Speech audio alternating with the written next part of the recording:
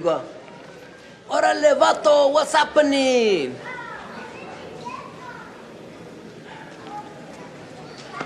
Again. Orale vato, what's happening?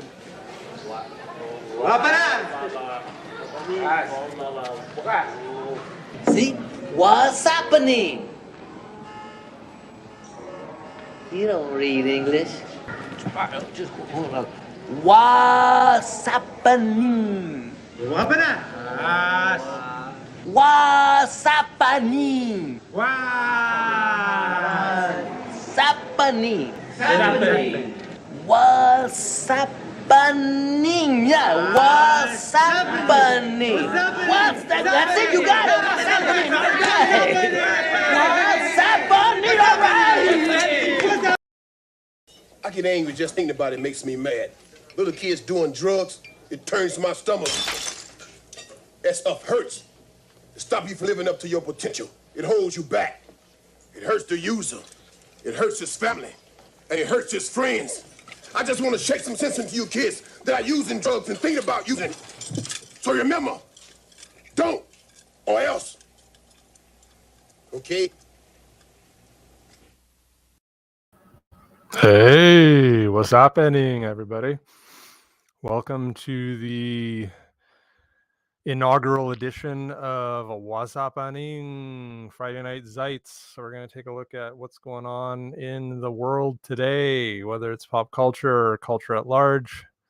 Just thought I'd do this random stream here after getting off the Forest Publishing Uncensored stream that we do every Friday night. So if you guys have a chance, check out the Forest Publishing channel on YouTube and have a lot of fun there every week with my friends Richard Embry and Fade Salvation and Lachem LA, who's been doing a lot of good work in all of which have been doing a lot of good work in comics. Well, maybe not Fade, he's still getting his stuff together, but yeah, I thought I'd kind of come on here and do a bit of a random stream. Just feel in the mood to chat a little bit. And I got my StreamYards up and running. So I want to kind of get used to doing some more, just doing some video streaming here and there every week. And just having a lot of fun actually going through StreamYard, seeing all the new features that they've been adding recently. Apparently now we got some background music that we can add. So if I want to do my nice little lo-fi in the background, apparently that's a thing now. So yeah, this might be cool to just kind of chill and sit back and chat with some fans and talk to people about what's going on out there. But I don't think it's going to be distracting or not. I'm not be able to jam to this for too long, but I'm always impressed. Oh, now we got a comment asking where the boys live. I can throw that on.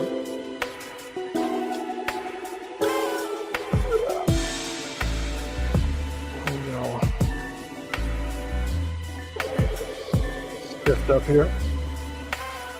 So how's everybody doing tonight? Glad the weekend is finally here.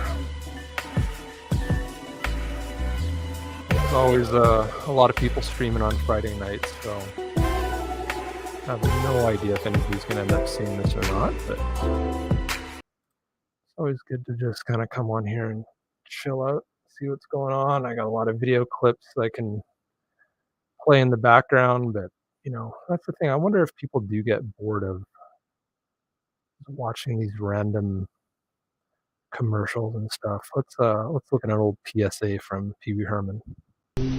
This is crack, rock cocaine.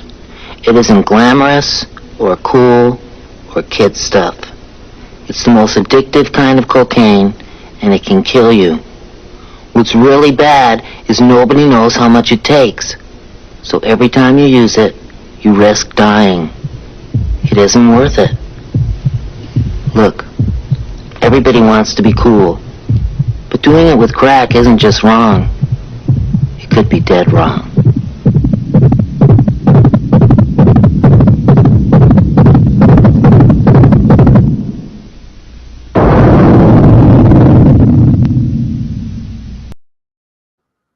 Damn. Who knew crack was so serious?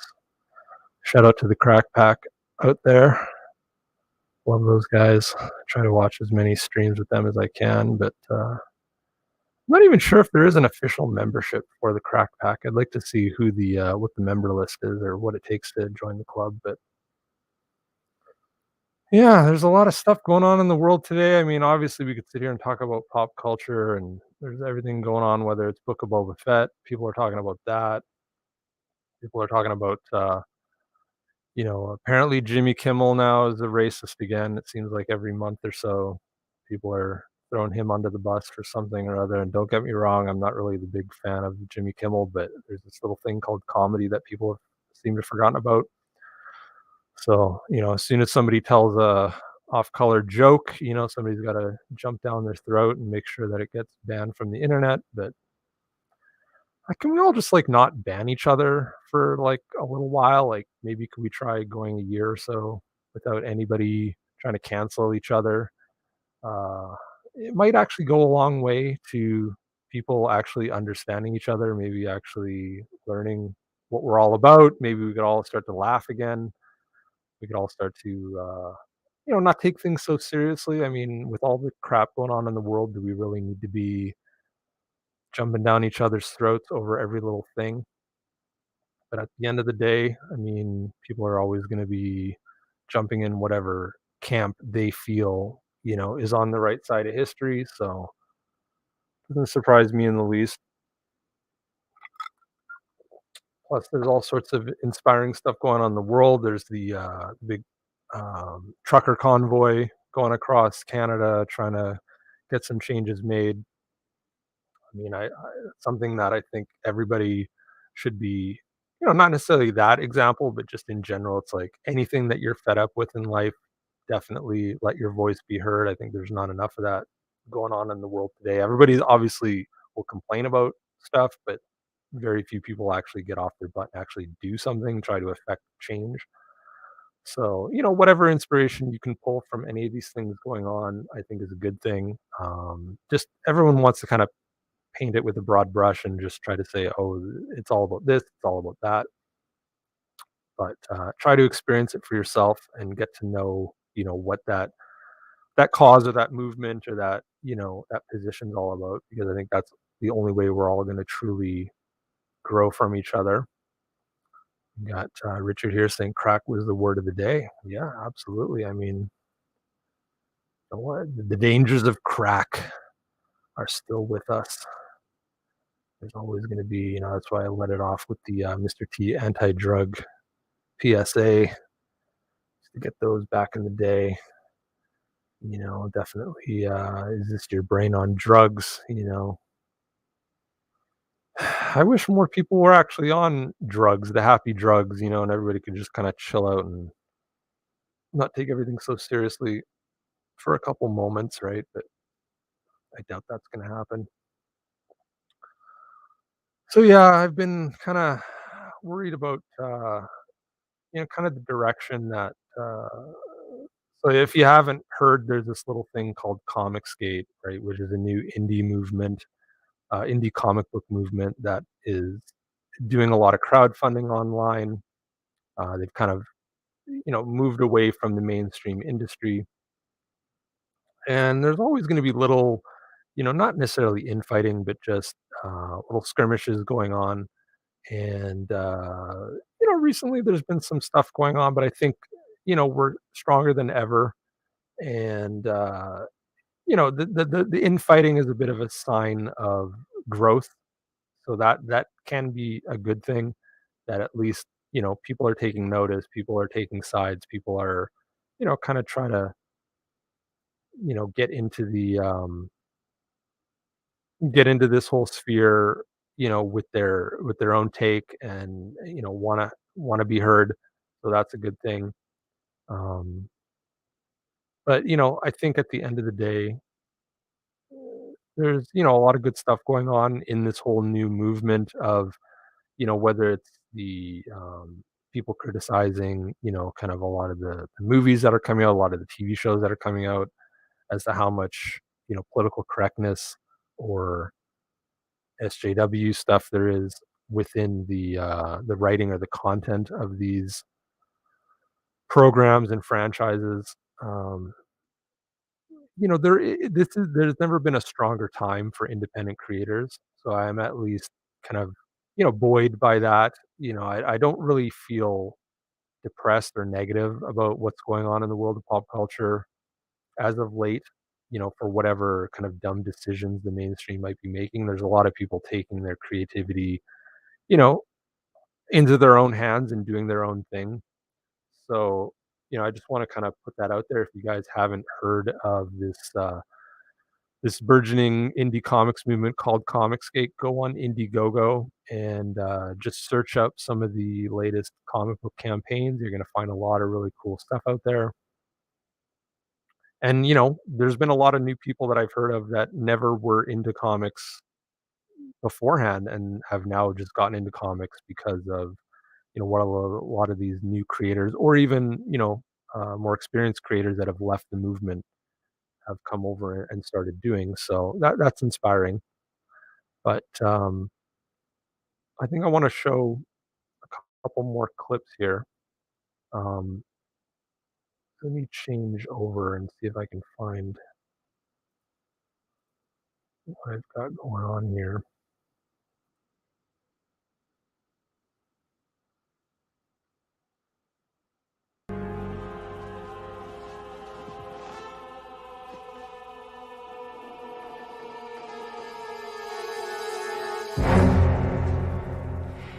There's not someone there.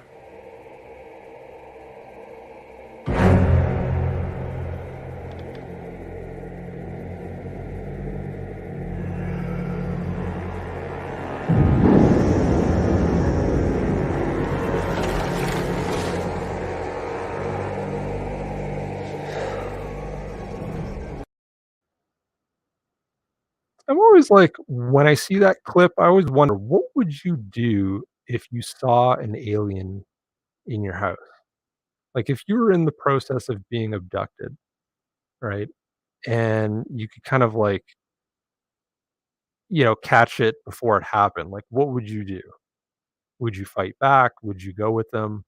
I'm always like curious as to what people, I mean, obviously there's a ton of people out there that don't think there's any evidence of extraterrestrial life or UFOs or abduction or any of that stuff. But I mean, at the end of the day, like if you literally, irregardless of whether any of that stuff's true, let's just assume for a moment that aliens were real and one of them snuck into your bedroom. Would you go totally ape shit on it? Would you grab it by the neck and start, power slamming it? Would you go willingly? I mean, and that's the question I have a hard time answering because it's something I've been fascinated in since I was a child. Like I've always wanted to go into space. I've always been, very open-minded towards alien life out there, all these things. And even people that claim to have seen UFOs, I've had my own experiences, even though I can't necessarily say, yes, it was 100% a UFO or extraterrestrial or any of that stuff. I mean, it certainly was unidentified to me. So I tend to like, and it did amazing things. So I tend to think like there is something out there. Now, whether that's the government or not, I don't know. But if you were faced with an alien in your house or in your backyard or out on the highway or something like that, like what would you actually do? Would you be so scared shitless that you would completely avoid the situation, or would you approach and go willingly? Would you investigate? I'm always curious how people answer that question because it kind of, I think, reveals a lot about their own personality. Um, your Richard from Forest Publishing. My daughter was like, "Daddy, turn it off while watching that clip." Okay, well, yeah, it can be a scary situation. I mean, that's the thing, right? Like, there's a lot of weird stuff out there, and that's to be expected. I mean, we live in a universe where we don't understand everything. We think we have a grasp on science and how the world and how the universe works, but we realize that there's still a lot of mystery out there, and that's one of the things that keeps me motivated is that when people, at the end of the day, it's like, what do you really believe in? It's like, I like to tell people I believe in mystery. Mystery will always exist, you know, in the grand scheme of things. People will kind of narrow it down to, yes, there is a God. No, there isn't a God. Do you think there's a God? Do you think there's aliens? All these grand questions. I mean, at the end of the day, we're always going to be blessed with this, with the mysterious nature of the universe that we live in. And I think that's something to kind of be inspired by. At the end of the day, no matter how many questions we try to answer, we're always going to have more questions. So that's what I try to focus on. And I think it kind of makes life fun living. Is no, you don't know what's around the next bend, right? So there's a lot of cool alien stuff out there. Hopefully, in the next couple weeks here, I want to try and do some shows specifically exploring some of these mysteries. Whether it's the paranormal, aliens, any kind of stuff that's up in the air that people have kind of diverse opinions on. I'd love to actually get some people on and talk about that stuff. Um, but without turning people off as to, like, either making up their mind one way or the other or whatever. I think it's good to just kind of keep an open mind and at least admit that we don't have all the answers one way or the other, right? So, just to switch gears to a little bit, like, outside of the kind of the alien thing, right? Like, obviously, there's a lot of people that, wonder what's going on in the world of Star Wars. So with Star Wars, there's a lot of talk in the community right now over whether Book of Boba Fett is actually a good show or not. And I'm not going to do any spoilers or anything because I know there's still people out there that haven't seen it. Um, but I think overall, it is a good show. It is somewhat mediocre because the title character is kind of almost playing second fiddle to some of the supporting characters at this point, but I'm hoping that by the end of the first season, it is all gonna pay off. But also, we should just be able to sit back and enjoy something and not completely nitpick it to death. I've been a Star Wars fan my entire life, so I sometimes get caught up in, you know kind of running down what happened in the movies or in the shows and whether it was a good decision by the filmmakers or not. And, but at the end of the day, I mean, and as much as I don't want to support Disney, they have been actually doing some decent stuff recently, whether it's the MCU. I know there's a lot of detractors that don't appreciate the Disney Plus Marvel stuff. And I'm not going to say it's as good as the MCU films, but I think, they've actually been kind of achieving what they set out to achieve. So I don't have too many complaints. I mean, I can kind of nitpick episodes here and there, but overall, I've kind of enjoyed it, and I kind of take a bit of a distance too, where people, some of the shows that it seems like the majority appreciated the most, like Loki and WandaVision, I felt have been on the weaker side, whereas some of the ones that people have been complaining about the most, like Falcon and Winter Soldier and Hawkeye, those are actually the ones I enjoyed more, just because they seemed a little bit more grounded in reality. Um, but like, don't let other people do the thinking for you. If you are a fan of a certain, franchise or property or these characters, in general, just kind of check it out on your own. Don't listen to what the other people are saying, because we're kind of lucky to live in a time where we actually are able to watch these cool shows with, amazing special effects and kind of like a big budget mentality on the small screen, even if it's, even if the streaming services do eschew the death of the movie theater at large, regardless of the coup situation going on right now, there probably are going to be movie theaters probably will exist, till the end of time. They just might go back to the individual single screen movie theaters versus the multiplex, you know. But I don't think movies are dead by any stretch just because these streaming services exist. Um, Otherwise, what else is going on? I mean, like, obviously, there's always something politically going on in the world of just culture at large. I mean, we've had the protests going on, around the world with a lot of the, kind of some of the measures that different governments have taken to, put the general populace, um, try to give them some peace of mind that the authorities are trying to do the right thing. But I think it's starting to wear thin on a lot of people now. So we have this new movement here in Canada, this trucker convoy 2022, which is getting, some people haven't even heard of it. Other people are seeing, oh, the media says it's not that big of a deal. I mean, you literally have tens of thousands of truckers, traveling cross country to go to Ottawa to, basically protest and let the government, hear their grievances. So at the end of the day, I think that's a good thing. Obviously, nobody wants to see anything violent or anything, unbecoming happen. I think everybody's got their head on a swivel since everything that happened in DC back on January 6th of was it January 6th of 2020? So, there's or January 6th of 2021, I guess it would have been a year ago, right? And, I don't think anything like that's gonna happen in Canada. Like, there might be some bad apples, but they'll get rooted out pretty quickly. But at the end of the day, I mean, what that's all about is just people, like I said, they speak up, be heard. If you have an opinion, don't be afraid to let other people know.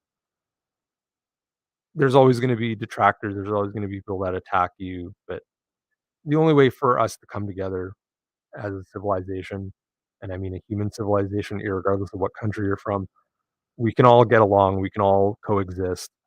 We're not always gonna see eye to eye, but, there's a lot of things there's more that we have in common than we have in difference, so I generally tend to look upon those things as a positive, whereas it seems like a lot of the zeitgeist of the current age is that people wanna, attack whatever is different, and they don't wanna, have any difference of opinion. They think, like, everything should be, um, kinda just marching in lockstep. Everybody should be, in the same camp, uh, just to kinda make things smoother and make things easier. I don't really know if that works, because even if you have a broad majority, even if 80% are going along with the status quo, you're always gonna have that 20% that doesn't agree, and they're gonna fight even harder to make their voice heard. I think if we try to at least hear people out, then, people don't feel like they're being left behind, and we're not always gonna agree, not everything's gonna get done, but, at the end of the day, as long as people feel like they've had their voice heard, then they can somewhat move on, and we can kind of, like, move forward with what's going on in the world, because that's definitely something that it just seems like the last couple years have been on pause. Everybody's been, waiting for stuff to change at large, and they're waiting for somebody else to do it. But is that really going to happen? Like, if you want to see change happen, you got to go out there and make it happen yourself.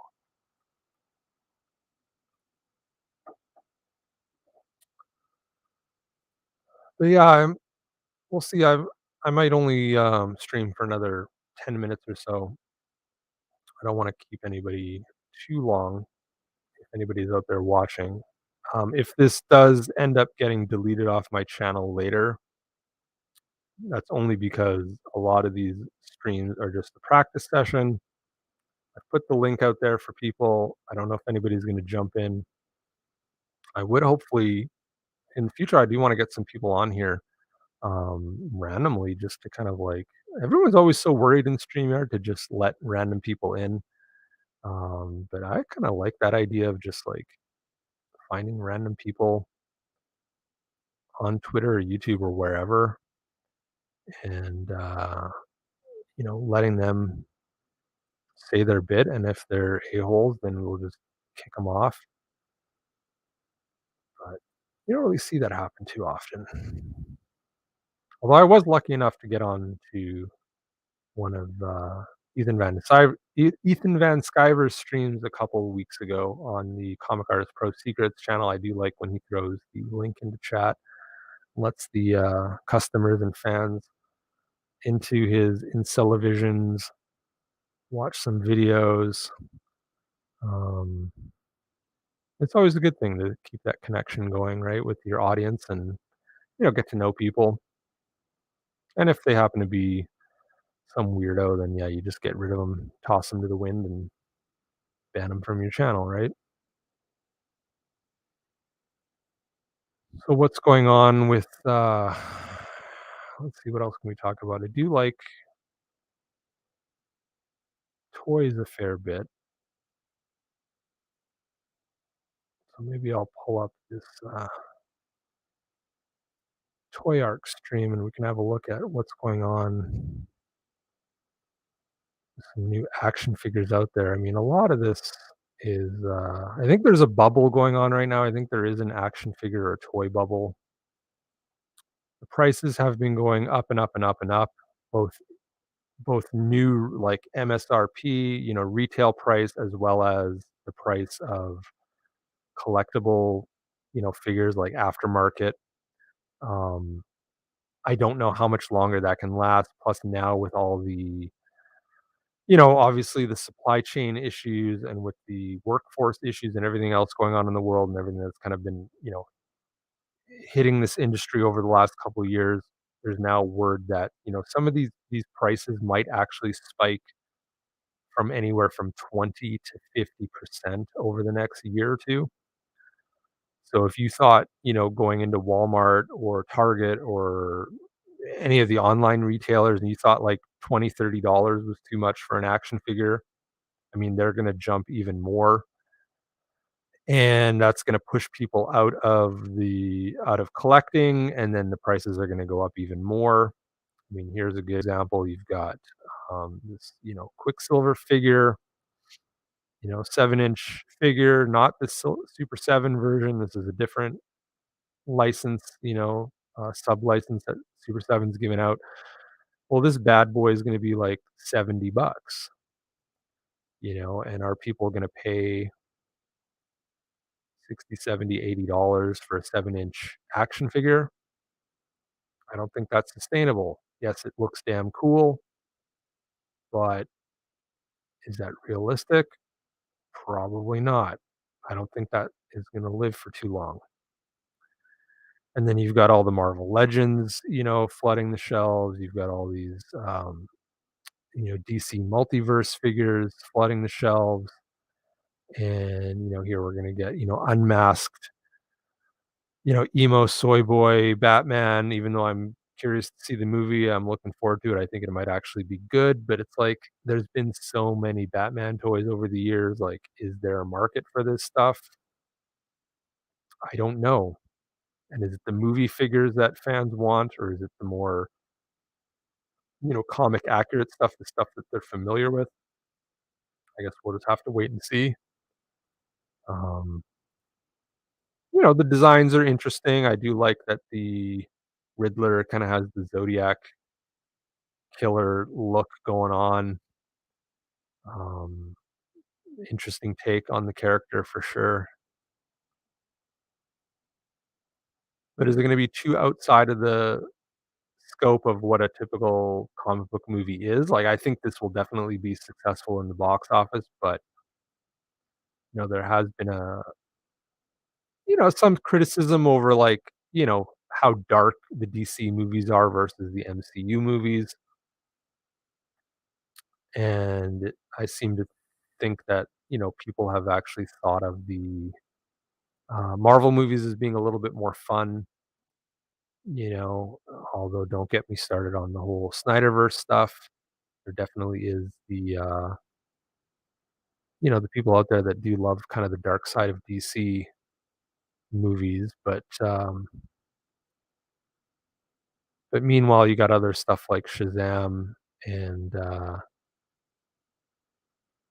Aquaman and stuff being a little bit more lighthearted, and people seem to respond to those more. So, or otherwise, DC could just kind of go more the horror vein. DC's always kind of had a bent of horror within some of their titles, so maybe that's the direction to go. Here we got Hasbro extending their Star Wars license. I mean, I'm curious to see. I mean, Hasbro bought Kenner, so Star Wars has always been with Kenner, and now with Hasbro all these years. What would happen if Star Wars, the master toy license, went to another big company? Not Mattel. Mattel would screw it over, but um, you know, is it just because Hasbro is the biggest toy company in the world now that they've just been lucky enough to keep their paws on Star Wars? And then here we got Star Trek, the whole new series of Playmates Star Trek figures coming out. So if you like those, late 80s, early 90s Playmates toys for Star Trek, and don't get me twisted, I don't like the Discovery series at all, really, because it's kind of not holding true to the Star Trek canon. But it is kind of neat to see that they are taking some of these collections that have come since, or some of these series that have come since, and movies that have come since, and are going to start making some toys for them, right? And I'm sure the people that have an extensive collection of Playmates Star Trek toys are going to be happy about that stuff. But where does it end, right? Like this nostalgia seems to never end. There's always something else on the horizon. So, like I said, I think it's a bit of a bubble. You've got all these 12-inch, the 1/6 scale stuff, whether it's the Hot Toys. I mean, like, here's a good example, right, where Hot Toys is doing the 2 Mandalorian sidekicks, um, Saska Reeves and this Axe Woves guy. But if you come down here and look at them, the male figure, Axe Reeves, he doesn't even get an alternate head, even though the actor was unmasked in the episode. There were scenes where all 3 of them were unmasked. But does he get a head sculpt? No, because I'm sure Hot Toys realizes they're probably not gonna sell as many of him as they do Bo-Katan or Saska Reeves, so they didn't even give him his own head. I mean, I doubt it had anything to do with the actor. The actor probably signs all those rights away when he, does his contract with Lucasfilm. I'm sure that's all watertight. It's just that, Hot Toys didn't wanna actually put the man-hours or the development dollars into the head, knowing they probably weren't gonna move as many units, whereas somebody like Saska Reeves has crossover appeal because it is Sasha Banks from wrestling, right? So there's gonna be a lot of wrestling fans that are fans of hers that are gonna buy this figure just because it's her, not necessarily because it's Star Wars. And of course, she gets a head sculpt that looks decent. And, and I think maybe too they're under contract that regardless of what Lucasfilm puts out, Hot Toys has to make a toy of everything. They at least have to do, you know, um, something from those licenses, that they hold from every incarnation of it. I think like a good example of this would be the Eternals Thena figure, right? It's like the movie didn't do that well, but here they are with an Eternals figure, and of course they're going to go with Angelina Jolie because she's probably the kind of the marquee star of the movie, even though she's not really doesn't have a huge part in the movie.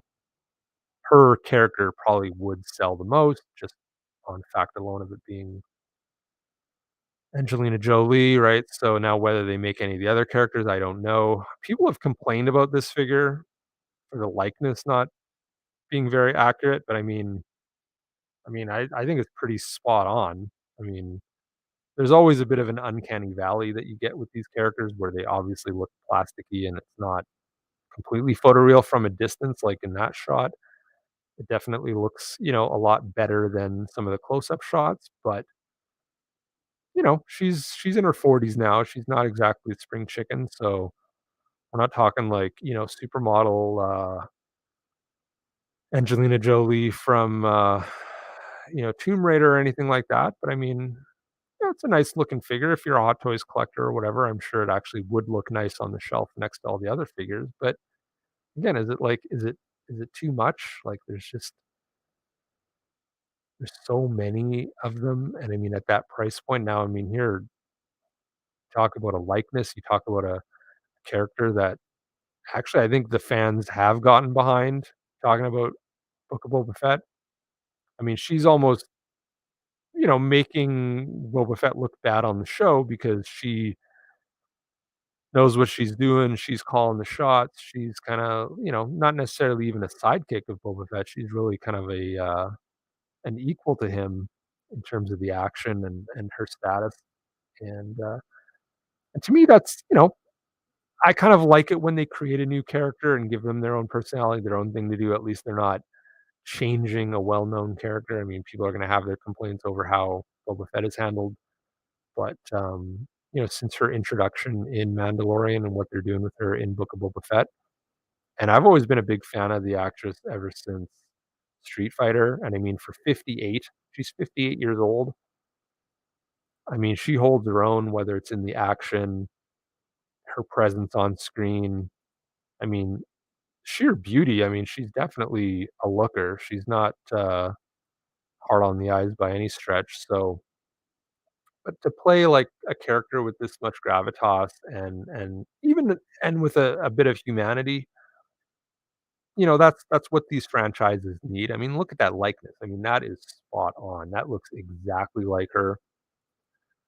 Got the scar on her face and everything, and I'm always, you know, when the ladies are willing to, add a little ugly to their character and put some scars on or not be all made up and stuff like that, I'm always a fan of that level of realism, that they don't have to be, some, perfect specimen or whatever in whatever show or movie they're on.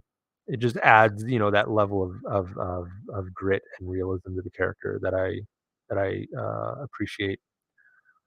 So yeah, I mean, Hot Toys does some good stuff, but it's like, I think they're just absolutely saturating the market now, and the price point is a little crazy, and then now here you got this Dark Knight Rises. I mean, this is again another one of these figures that people this is a re-release, but people have loved this figure ever since it came out, except now it's starting to fall apart. The costume is apparently made of some sort of pleather, some sort of, plastic leather stuff, and it's starting to chip and fall apart, and people that, if you get a stretch of hot weather, things start to peel away and crack away now. Is that why would they're re-releasing the character now, or did they just not make enough of them the first time around? But again, likeness-wise, it looks exactly like her.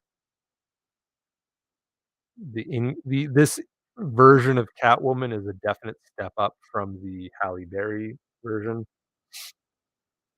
even though, the movie maybe people didn't have, it was a bit of a step back from The Dark Knight, but, I thought and maybe her character didn't get as much, you know didn't have as much to do in the movie, but, with the rooted hair, people have never really liked the rooted hair on these Hot Toys. They've always liked the sculpted hair a little bit more, but I think that, it definitely does the figure justice, you know?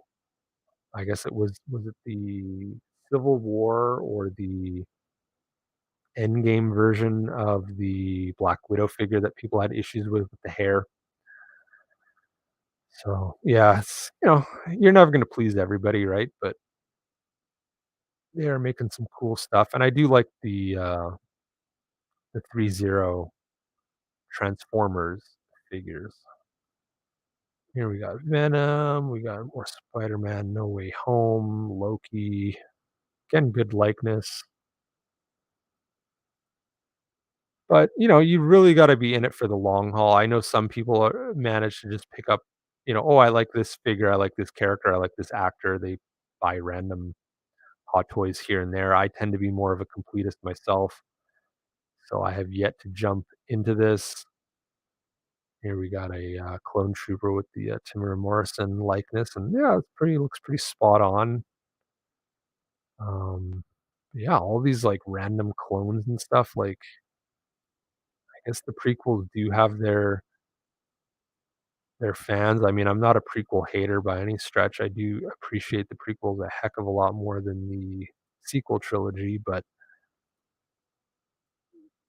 yeah, I just don't think some of these characters are quite as iconic as the original trilogy characters, but hey, to each their own.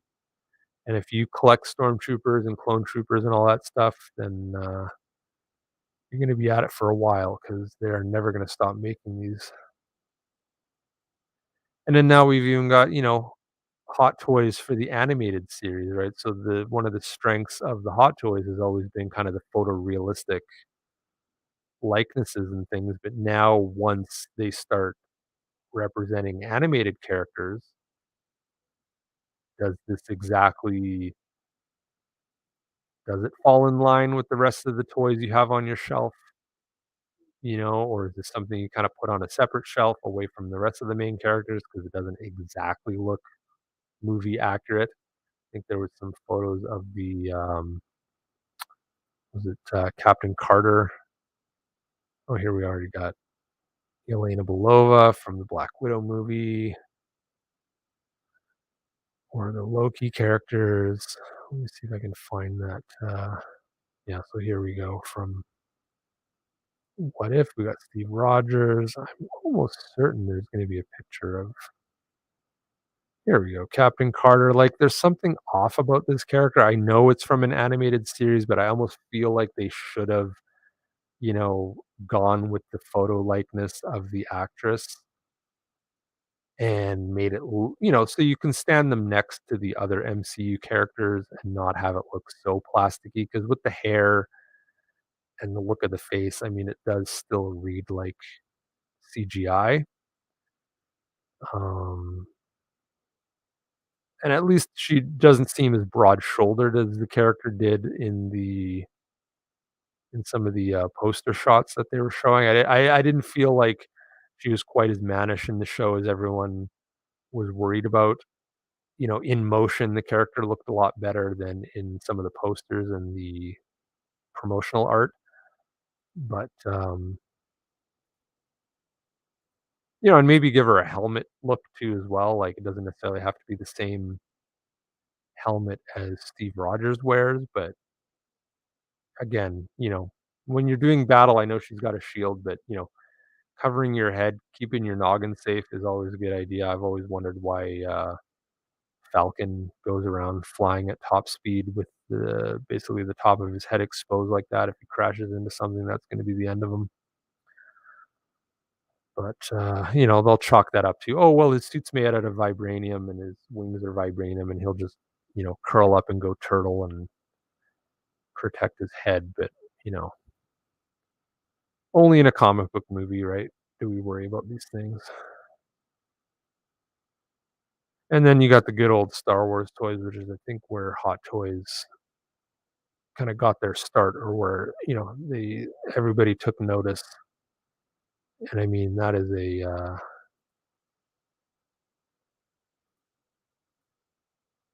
a nice looking scout trooper and speeder bike. I mean, that is an iconic. So, I mean, it's almost like you see that and I mean, it screams Return of the Jedi. You know exactly what movie it's from. You start getting flashbacks to the chase scene in the movie. And the fact that they're actually doing the speeder bike with it is an added plus. Although, granted, it's probably going to be what, $600, $800. What's the price on this thing?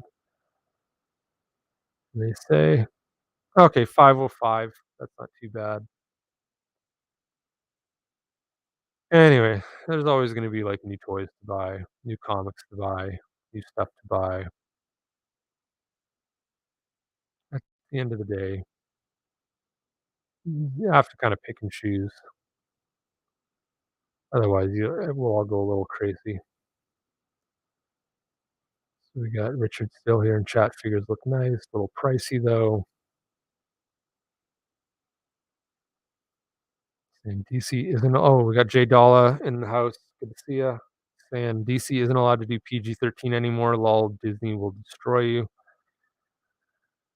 Yeah, I mean, it's like I don't. Yeah, exactly. It's like they've decided to become so kid friendly with all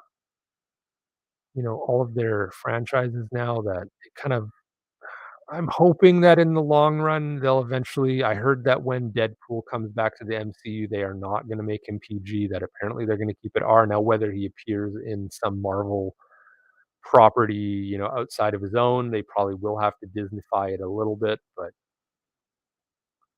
you know, I'm okay with that. I think it actually would be funny if they, like, bleep Deadpool, like, just let him swear, but actually put the beeps in the movie. That could be funny, because again, it's kinda that breaking the fourth wall kinda thing and, take people out of the movie a little bit, which is kinda what you want with Deadpool. Generally, you don't wanna take the viewer out of the movie, but you can't avoid it with a character like Deadpool. He's gonna, clearly take you out of the movie a little bit because of how in your face it is. So I think they should just run with it, in his case, but, and here Richard's talking about it's because it's Sasha Banks, the wrestler, on another action figure. Yeah, exactly, like, that's what I was saying, like, she's definitely got crossover appeal.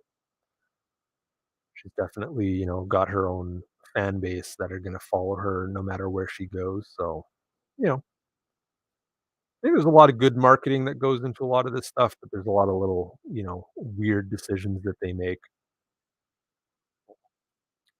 I don't know how much longer that's gonna go on for. Everybody kinda talks about, like, whether this whole kind of movement, or not movement, but this whole kind of moment that we're in now in pop culture and in the broader culture at large, right? All the divisiveness and all the people being in their own camps and people trying to infiltrate. Is it gonna, is this the end of the line? Is this kind of like, the point of no return? There's no way back. Or are we gonna have a bit of a reawakening where people are, I remain hopeful that there is still a way out of this. Maybe not like literally just passing through a doorway, going from one room to the next, or flipping a switch. It's not going to be that instantaneous, but I do think, like every cultural epoch, like people will do come back around. That's kind of why trends tend to repeat. Like, why is it that skinny jeans are popular every 20, 25 years or so, right? It's like, it's not like there's anything intrinsically better about skinny jeans or cooler about baggy jeans or whatever. It's just they always kind of tend to flip flop back and forth between, loose fit baggy jeans and skinny tight fit jeans. And it's just nobody understands. Like, it just comes out of nowhere, right? Where all of a sudden now that's the thing.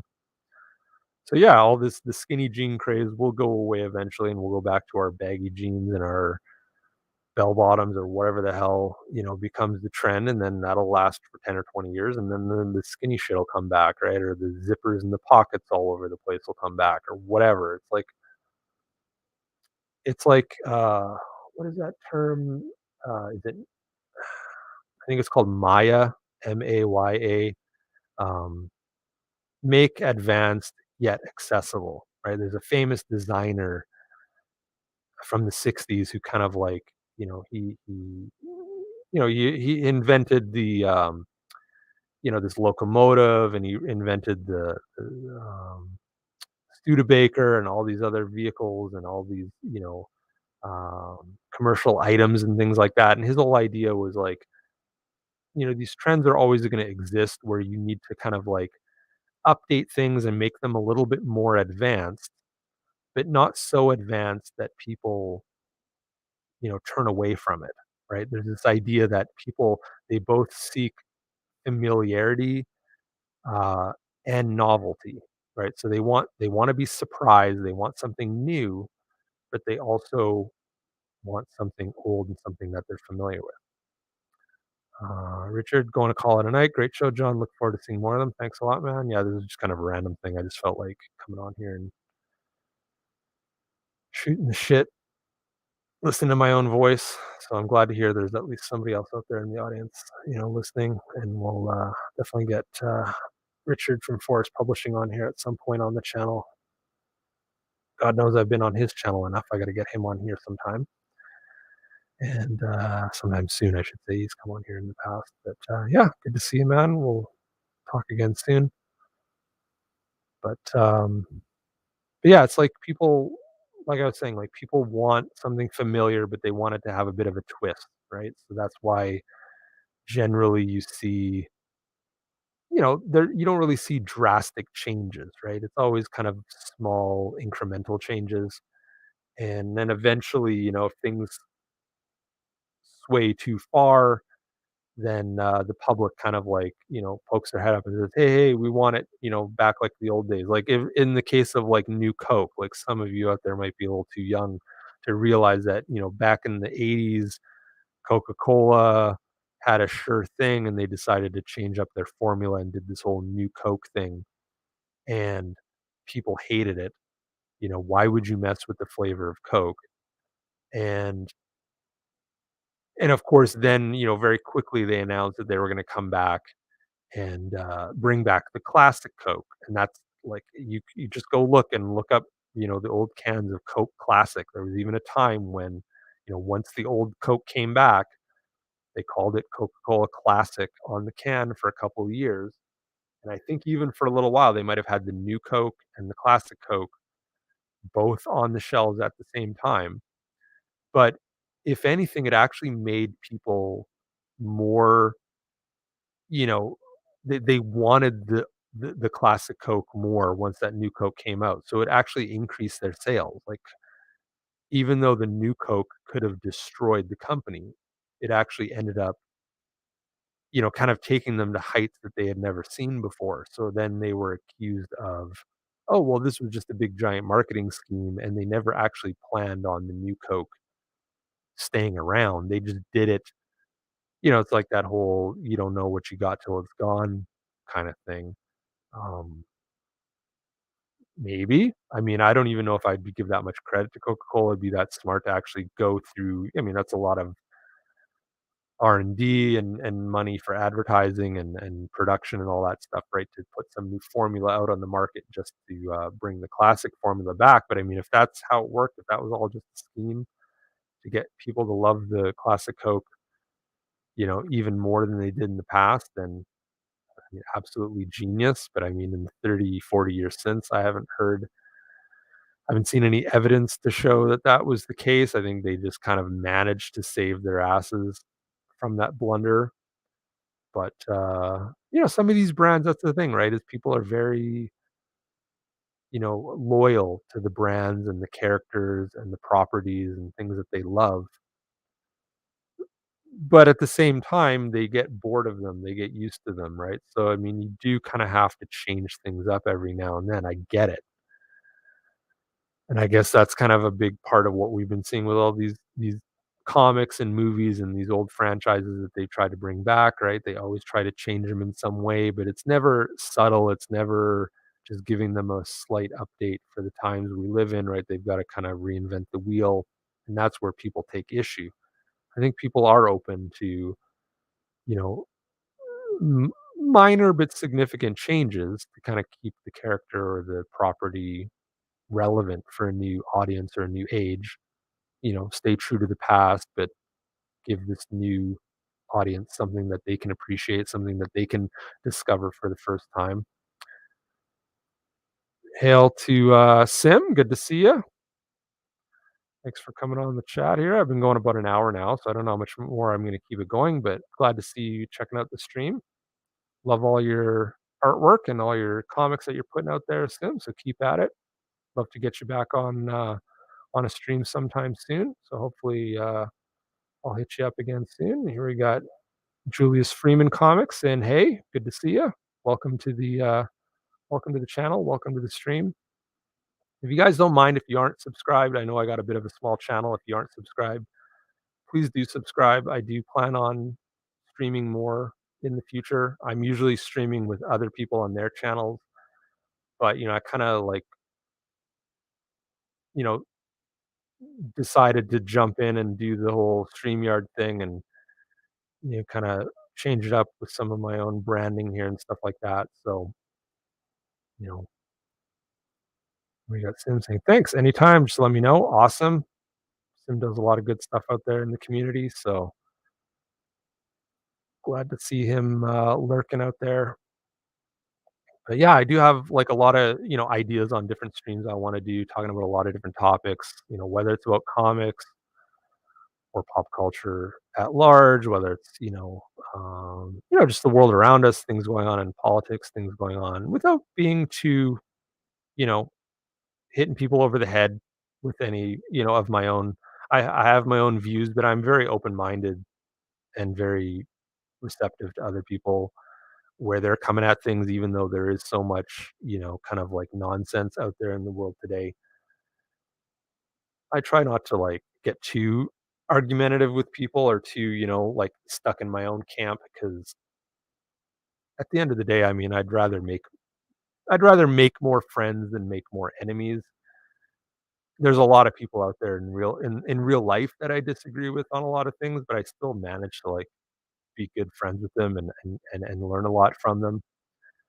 And I think that, in general, that we all should kind of like, at the end of the day, we should try to just, put our head on the pillow and go, okay, at least maybe I learned something new today, or I saw something from a different perspective, even if I didn't completely agree with it. It can at least help you hone and sharpen your own perspectives and your own points of view. But yeah, and I just want to do some silly stuff too, right? Like there's not enough people out there just, kind of goofing off and having fun and, doing some not necessarily comedy, but just like just don't take everything so seriously. Like even if it is a serious topic, like you can still kind of like because I'm bad at that. Like I do tend to take stuff too seriously on my own, right? And yeah, Julie's saying, that's a good outlook to have. Make more friends than enemies. I mean, exactly. I mean, the world is our life is short, and I mean, as we've seen over these last couple of years, it's very easy for the powers that be to kind of like divide us and separate us and put us in little boxes and keep us, away from each other. And but as we've all kind of gone online and kind of used these technologies, social media, StreamYard, all these, video chat services and things like that. I think the one thing I've realized is like I definitely have a lot more in common with people. There's a lot of people out there where we don't have to be, um, we don't have to be so anxious about getting, talking with each other and getting to know each other, learning about the other point of view. We might think we understand everything about the opposition's point of view, right? But I always find that I may still disagree with them, but I still end up learning a lot by listening to the other side because it'll at least teach me where I'm right or where I'm wrong, and I can kind of adjust my own viewpoints. And that's whether it's a serious topic or whether it's just having fun learning about the art of making comics or storytelling, graphic design, pop culture in general, like, all the people nitpicking all these shows and stuff, like, sometimes it does come across as complaining about something. Uh, s Sim saying that it's, really it's the only way to grow, exactly. There's and I mean, some people are opposed to growing, right? Like, they're kinda so set in their ways that they don't feel there's any growth to be had, in their life or in their viewpoints, which is sad. And we got Julia said, "Digging the Alan Moore beard." Hey, thank you. I've always kind of likened my beard to Alan Moore's because I just let it grow all frizzy and crazy. But yeah, you pointed that out, so thank you for that. I take that as a compliment. And people. That's the other thing is people have hated on Alan Moore in recent years. Kind of he's gone off the deep end with like turning his back on superhero comics, even though he's had such a huge influence on them. But I'm never gonna hate Alan Moore, no matter what he says, like I'm always going to appreciate V for Vendetta and Watchmen. Um, oh God, the Promethea is a great series that he did. Um, even stuff like the 1963 series that he did for Image Comics, Miracle Man, Julius brings up, you know, he's saying is a huge Alan Moore mark. I mean, yeah, I mean, the guy is a genius. He definitely knows not only what he's doing, but I mean, he knows how to turn the medium of comics into a pure form of literature that the rest of the world, that other non-comic aficionados can appreciate. So we always have to give him his due for that, for putting the art form of comics on the map. I mean, I feel sorry for his artist because I've actually read that he will, if you read there's a book called Alan Moore on Writing from Avatar Press, which I definitely recommend to any of the, comic writers out there.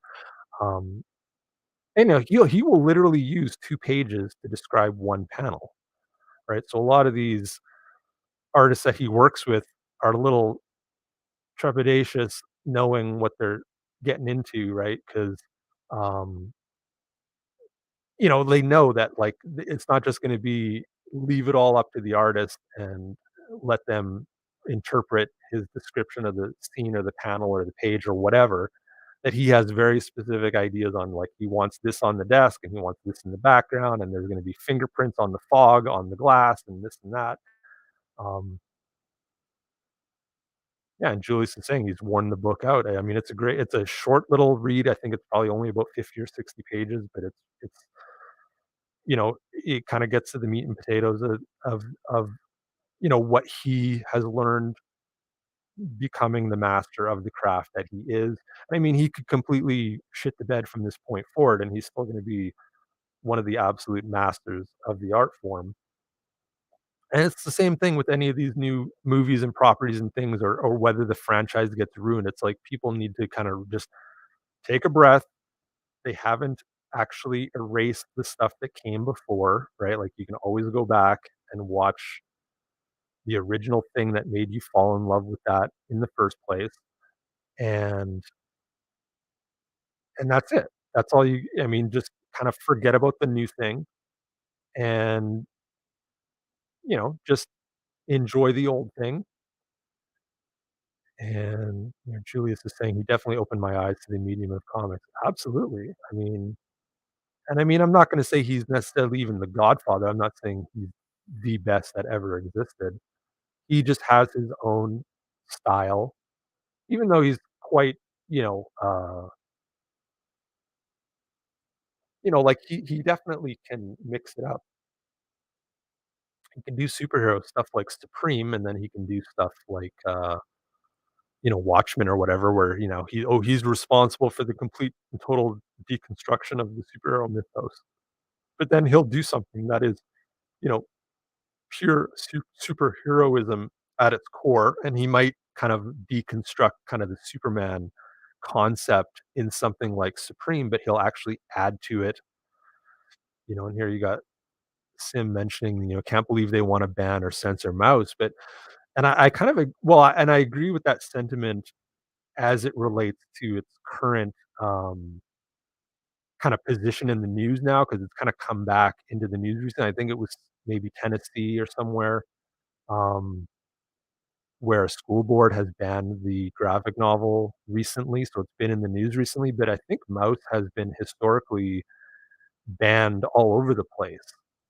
Um, like for the last 20, 30 years, it's always been very controversial, and there's been all sorts of libraries and stores and things that have banned it. So I don't think it's anything new necessarily. Um, but it's not necessarily surprising when you look at it in the grand scheme of things, but I think in terms of, like, what the message of the book is, you would think that the left or the liberals or the progressives or whatever label you wanna put on it, um, it's kind of up their alley, right? Like, it's something that it's a very, positive message. It's something that can teach, about the rest of the world, about history. Here Julius is saying, I know, right? What the hell is that all about?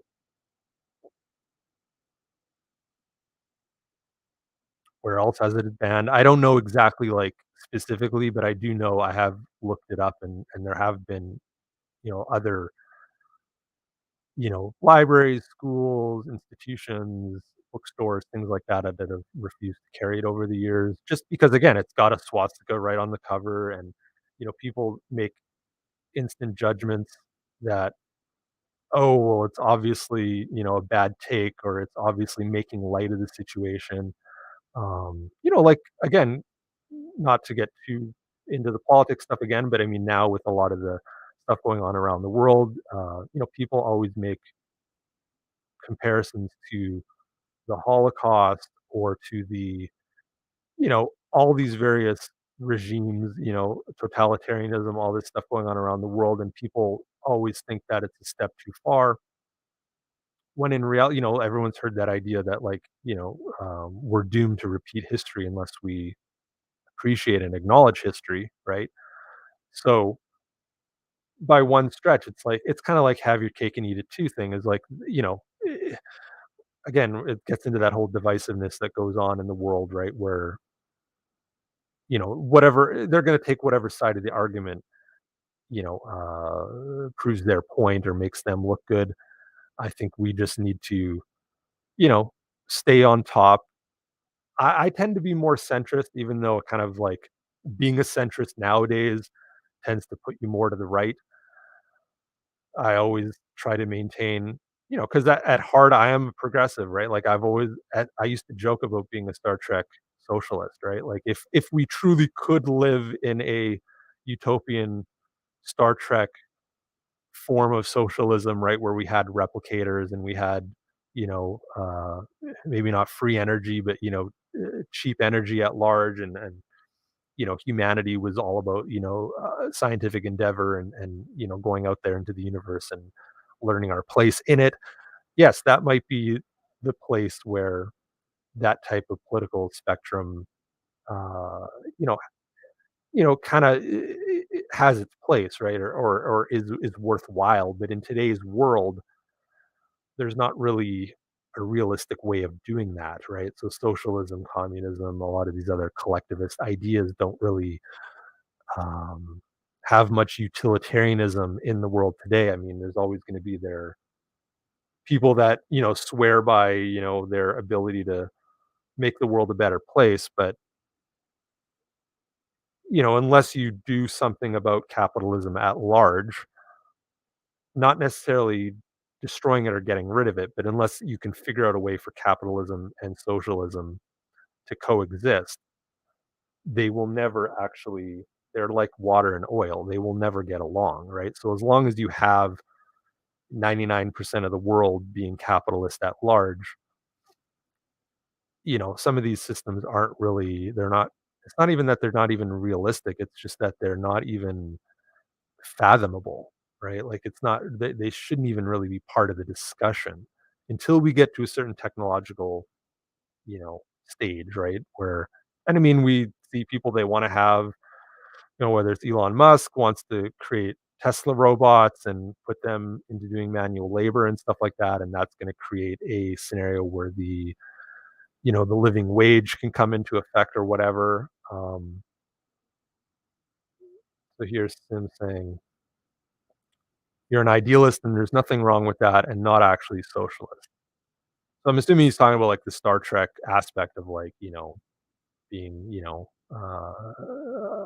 a bit more collectivist in terms of our how we do things and stuff. Absolutely, yeah. I don't think there's anything wrong with it. I mean, I think it's just that I'm kind of looking at it as terms of like what the other side's arguments are, right? Like I would freely because I think too in a perfect world in that kind of Star Trek scenario, um, there is room for differing ideas. Like if you watch a lot of those classic Star Trek episodes, whether it's the original series or Next Generation, I mean, if there's anything that they do very well, it's actually exposing you to all the different arguments, right? Like all those episodes had a clear message, and they didn't bang you over the head with like, this is the right way, this is the wrong way. They always explored the ideas from both sides. They may have taken a position by the end in terms of like what made sense for those characters or for that scenario, but they weren't trying to say that, you must believe this or you must do it this way or that way. They just kind of tried to point out the bumps in the road along the way, or if you go down this path for too long, this is where you may end up. Take the example of the Borg, right? It's like you had characters like Geordi that relied on cybernetics. He had his visor to help him see. So in a sense, Geordi LaForge was an augmented individual. He had a disability. He overcame his disability. It didn't actually make him, it didn't make him a regular human being in the sense that he could see things the same way a human being could. It in a sense, it almost made him see better than another human being, but he always had that thing in the back of his head about like, if he could give up the visor and have regular human vision, he probably would, right? Um, but you don't ever want to go so far as to become the Borg and completely lose whatever it was about your humanity that made you who you were and what made it important to live life as an individual being. Yeah, Sim saying, yeah, he was referring to the Star Trek idea, and Julius is saying, yeah, it's more like an idealistic world. Sim saying, yeah, it's a version 2, updated. Um, Conversation is key. Julius is saying, I consider myself centered that wobbles left and right. Absolutely. Like there's a lot of things where I see, ear eye to eye on a lot of kind of more progressive issues, and I see eye to eye on a lot of more conservative, issues and things like that. And yeah, from time to time, I mean, that's the important thing, right? Is just be true to yourself, right? At the end of the day, I mean, that's all we can do as individuals is be true to ourselves, how we see things, and not. I think what happens is when people start jumping in one camp or the other too much, it's because they're trying to impress somebody else, or they're trying to, make an impression with another group, right? So they kind of have to drink the Kool-Aid a little bit. And saying, yeah, battle of ideas. It's not a team thing. Julius, yes, the interchange of ideas and opinions can sharpen our critical thinking skills. The more we discuss, we both gain new info. Absolutely. I mean, in a perfect world, right, where both parties are being honest and being true to themselves, right, and being honest about like, hey, our opinions always change. There seems to be this new thing too going on in the world where if you change your mind or you change your opinion on something, well, then you were lying all along and you're a flip flopper and this and that. I mean, if somebody genuinely changes their mind, I think that's a good thing. I think we should all appreciate when people realize we don't always know what's going on, or we have, different life, things change you and your viewpoint throughout life. Or maybe there just is some fact that you came across that now all of a sudden you realize, okay, I didn't really see it from that perspective, and you have a bit more of a nuanced view. Julius, exactly. Be true to yourself and be humble as well. That's the key right there. Humility. Absolutely. I used to be way more full of myself and way more in people's face when I was younger. And now you get a little bit older and you realize, like, yeah, again, life's too short. Things, there's too much, especially over these last couple of years where everybody's kind of been pushed apart. Like, I'm looking to connect with people. I'm not looking to like push people away. I mean, I'm going to know who my, not necessarily enemies, but I know who the people I'm not gonna get along with are, and that's fine. They can go off and do their own thing, but I'm not gonna get in the way of what they're doing. They can do their own thing. Yeah, Julie's saying that's right, what we're doing right now, having, and again, I wish you guys were here in the room because we've been having this conversation, in the round, but, What happened to the word compromise? Absolutely. Like, again, it's a lot of the politicians and the power structure and the corporations. I mean, the word fascism gets thrown around a lot, whether it's the people on the street, um, making their voices be heard. It's always the other side's always ready to throw the term fascism at the other side. But I mean, fascism at its core really is just corporations with the blessing of the government, you know, forcing things upon the masses, the public. Um, that's really all fascism is when government and corporations are in cahoots with each other to support each other. And that's all we've seen over the last couple of years is how these governments and these corporations do nothing but move in lockstep with each other at the behest of the general public. And they want us fighting amongst each other. They want us calling each other names. They want us, you know, thinking that we're right or that we're wrong or that there's no hope or that we have all the answers or whatever. It doesn't matter what perspective, but it's just, you know, Julius is saying next time for sure. I can't tonight. Yeah, no worries. I mean, I was streaming earlier with Richard on Forest Publishing, and then right at the end, I'm like, I'm just going to stream randomly for an hour or two. So I just threw up another stream, but I will definitely hit you guys up in the future. I plan on kind of scheduling some stuff here too, so that I can kind of I don't begrudge anyone for not being able to jump on the stream, so to speak. Sim saying, "Or it takes every type of people to make the world." Yeah, and I mean, and is it going to get better? Is it going to get worse? I think in the short term, it is going to get worse a little bit. I think some of the fracturing of society is going to get a little crazier. That's usually how it is, right? Things always get worse before they get better.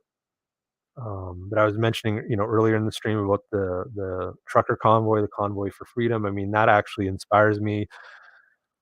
It also, takes me aback because the media is trying to slant it a certain way, and obviously things could go in any direction once they hit Ottawa and they start honking those horns and decide not to budge, right? Like, who knows? But Sim saying, "I'm a person that follows the law, but when tyranny becomes law, rebellion becomes duty." Hail, brother. Absolutely. I mean, that's like a code, that most people should have in their heart, right? Where it's just, you know, most people, again, they want to follow the rules. They want to do what's best. They want to be a part of the community. But, when push comes to shove and the powers that be amass too much control and too much power, and they start, literally just lying to our faces out in the open, without any fear of retribution or consequence, then it kind of emboldens all the more extreme sides and things get worse. And then that's when the pot starts to boil over, right? And we've seen that. I mean, with all this new technology, I mean, it is kind of the great equalizer in terms of, all of us have our own voice, all of us can communicate. And that's really what scares the powers that be, like, for all the chaos and uncertainty that puts into the world, this is kind of like our way out, right? And the powers that be know that, right? So that's why they'll continue to push down on us, and they're never gonna just make the right decision on their own accord, right? It's always gonna take the people pushing back. So, like, even though I might not necessarily say in the summer of 2020 when all the protests and riots and things were going on in the US and other parts of the world, the George Floyd riots and BLM, Antifa, all that stuff. I mean, at large, 95% of that stuff I don't agree with, but the larger cause of people going out into the streets and actually, you know, letting their voices be heard, getting their voices heard, you know, I think is a good thing. I mean, I'm not as long as people aren't burning down buildings and aren't, you know, cracking people over the head with bricks and stuff like that, I don't really care what your viewpoint is. I don't really care how you take it up with the government or the powers that be. Like, more power to you. I might not even necessarily agree with you, but I will support movements like that because I think that I'm always going to be on the side of the masses at large versus, you know, the corporate power structure, the governmental power structure. Um, we've given over too much control to them. Obviously, with all the social media, they know everything about us. They track everything about us. I mean, there's even this idea that everything we're doing right now. We all kind of think, oh, this is just here now in the moment. These videos that we make, these comics that we make, these funny pictures and memes that we make, they have a life of their own, but they kind of live and die, whether they last an hour, a day, a week, a year, and then they just kind of fall back on our timeline and they disappear and they become part of the past. But the thing is, there are current, machinations by the powers that be to completely absorb and record and analyze every speck of information that we put out there on social media, on our devices, on any form that we fill out, whatever. It's all going into a giant database. And then their plan is to retroactively prosecute every single one of us for any thought crime that we do 20, 30, 40 years down the line. So, like, whatever we're doing in the here and now, we are certainly guilty of something right now in the future. Don't ever be mistaken about that. Like, there are completely, um, you know, benevolent and unharmful things that we're doing now that will be seen under the light of, oh, this is hate speech. This is, incitement to violence. This is that. This is whatever. They're going to slant it however they want. And they're going to be able to go back through your data and pick through your life, pick through the last 50 years of data. And they will literally, they have said in their white papers and in their, round tables and things that these think tanks have, that is their goal. That is their idea, is that, I mean, we see it now, right? People will go through somebody's Twitter timeline, whether they're an actor or just some random nobody, and they will pick some random thing up from the past that they said, some opinion they might have held in the past, and they will hold that up like that's what they believe now. Even though, like I said, people change their mind all the time, and that's okay. And if you try to tell people that, like, hey, I might have thought that in the past, but I definitely don't believe that now. Um, yeah, Julie's saying, live and let live. Don't crap in my space. Absolutely. But I mean, that's the thing, like I'm saying, like, we have all these good intentions now, but I mean, they're gonna be coming at us 10, 20, 30 years from now, and they're gonna have AI analyzing all of this stuff. There's gonna be no human being able to look through all of this stuff. So as AI progresses, as the pattern recognition gets better, they're gonna have it scrubbed through millions of years worth of data, right? Because I mean, every single human. I mean, look at what YouTube. I mean, I've heard estimates. There's like 8 million years worth of video going onto YouTube every single day. So, like, clearly, no human being can watch all that video content if there's literally 8 million years worth of content going on YouTube every single day. Um, or some, I'm probably getting that number wrong, but it's like literally some staggeringly huge number like that, where it literally will take, massive data centers of AI to kind of like go through and crunch all that stuff, even though they're kind of doing that on the fly now. But I mean, they're going to apply algorithms and, image detection and all that stuff to all these videos in perpetuity in the future. And they're going to just look back on the past at everything. And they're going to try to, rewrite history, basically. They're going to try to, um, or at least use it as a means to take all of that stuff off of the internet, right? Like, whether all of this stuff will truly be archived till the end of time, I'm kind of doubtful about that. I think if anything, we're just kind of like signing our own death warrants. And I mean, that does sound very nihilistic and things like that. Maybe that's 10 years away, maybe it's 100 years away. I don't know, but I mean, they will literally send the cyborgs after you for something you said 20 years earlier, or maybe they'll send the cyborgs after my grandchildren for something I said 20 years ago. I don't know, but it's going to be bad unless we get a stranglehold on all this stuff and we kind of completely decentralize all this stuff. Julie's the thing crazy, you're right. And I mean, I hope I'm wrong. I'm kind of just kind of going by what these tech heads and all these, um, powers that be are saying, perhaps hopefully we'll become smart and unplug. I mean, maybe we're past the point of no return in the sense of like, can human being I mean, it might take an EMP, like maybe we'll be lucky and a solar flare will hit the earth and, take out the power grid. There will be some massive a bunch of nuclear power plants will melt down and stuff, and there's just like this whole new way of doing things, right? Or maybe the social credit score comes into play and they're going to actually control how much we're all actually allowed to go online. Like, in China, they want to have these, um, they want to kind of limit people to so many hours of video games per week, right? Because they want a more constructive society. So they're trying to tell people like, oh, you can only play 4 hours of video games a week. And then if you go over that, we're going to bring down your social credit score, and that's going to lead to, other negative impacts and things like that. They're going to do whatever they can to kind of control people. But I mean, we might see a time when that's not necessarily used as a form of social control. It's just a necessity out of, you know, power usage or lack of resources. It could just be a thing where like, hey, you get an hour a day on the net because that's all that we can muster.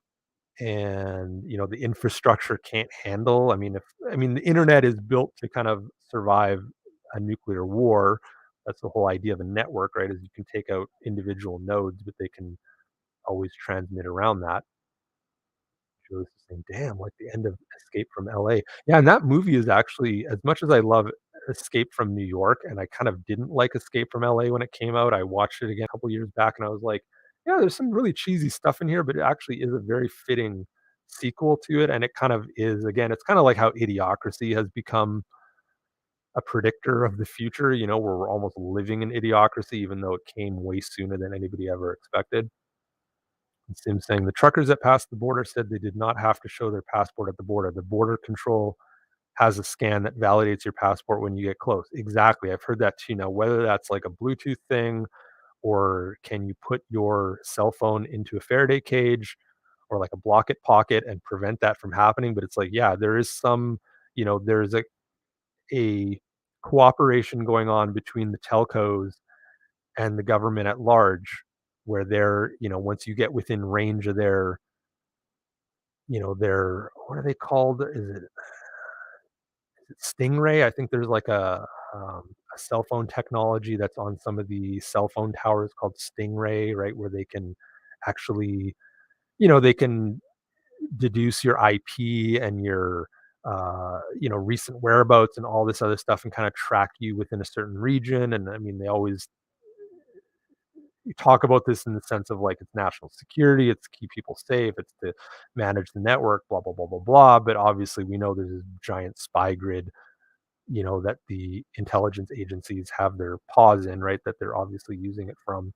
So yeah, I've heard that as well, Sim. Like they kind of they know everything about you before you even come up close because they don't want any surprises, right? And none of us we didn't have to give our permission for any of that stuff, right? It's always in that, terms of use or the end user agreement or whatever. It's always in the fine print that nobody reads. When you just click accept at the bottom or you sign at the bottom of the dotted line, it's like all those little nuggets are all buried in there and, you just kind of like willingly give those rights up for the convenience of having some fancy, basically a supercomputer in our pocket, right? So I mean, we have no one to blame but ourselves, and the thing is we always wanna blame the politicians, we always wanna blame the corporations, and granted, yes, there's a lot of blame to pass around, but, at the end of the day, it's really we have no one to blame but ourselves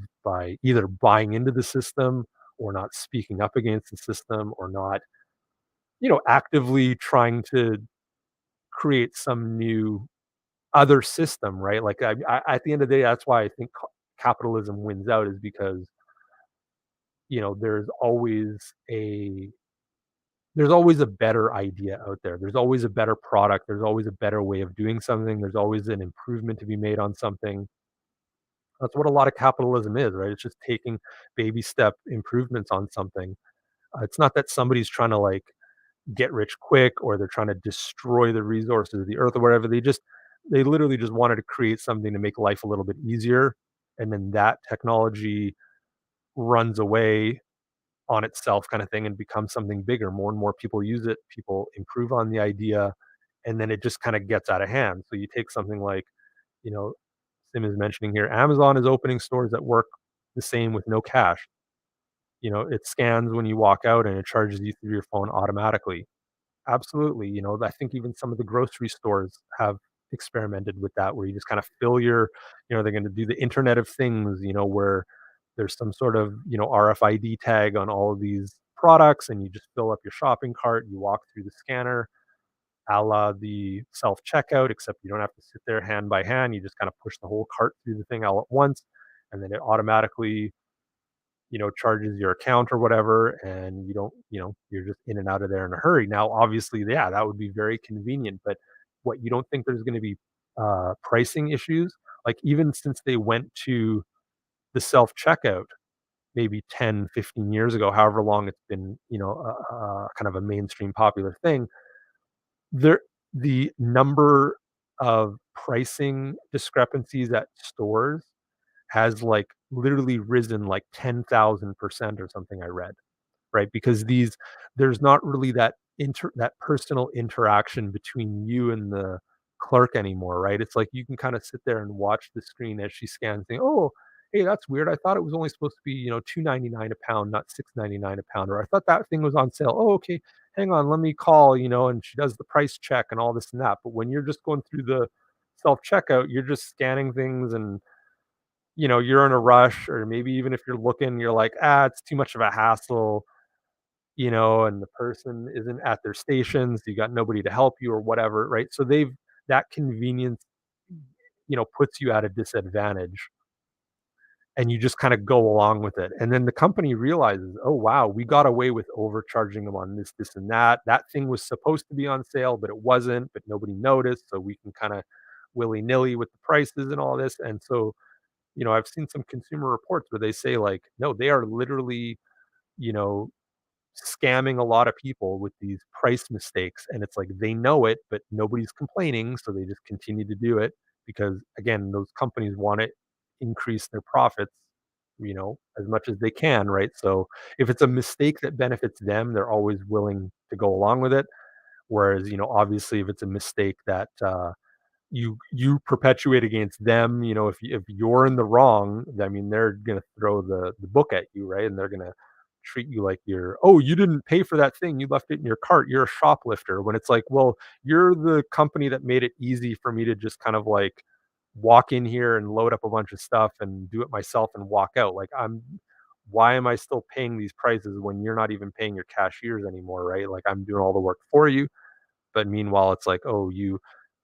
But then again, if you're in some other city that like a blue city where they can literally just walk into a Walgreens, and if it's, shoplifting under 2,000, they're just gonna stock up their bags and walk out, and, "Oh, well, we can't get in their way, we can't send security after them because that might be looked at the wrong way," or, they might punch the security guard and we can't punch them back because we'll have a lawsuit on our hands, but now all these stores are closing down, right? Because they can't pay for all the shoplifting, right? They can't, their profit margin's completely gone. So, and then Amazon too, same thing with their drivers. Like everybody wants their item the next day. They do the Prime thing. Well, now they're mistreating all these Amazon drivers and making them do 200 deliveries a day and pissing in bottles and stuff because, they're under this giant time crunch to get all these one day packages out. So, again, a lot of it is consumer choice, and people are, oh, do we really need drones like dropping off Amazon packages? Like,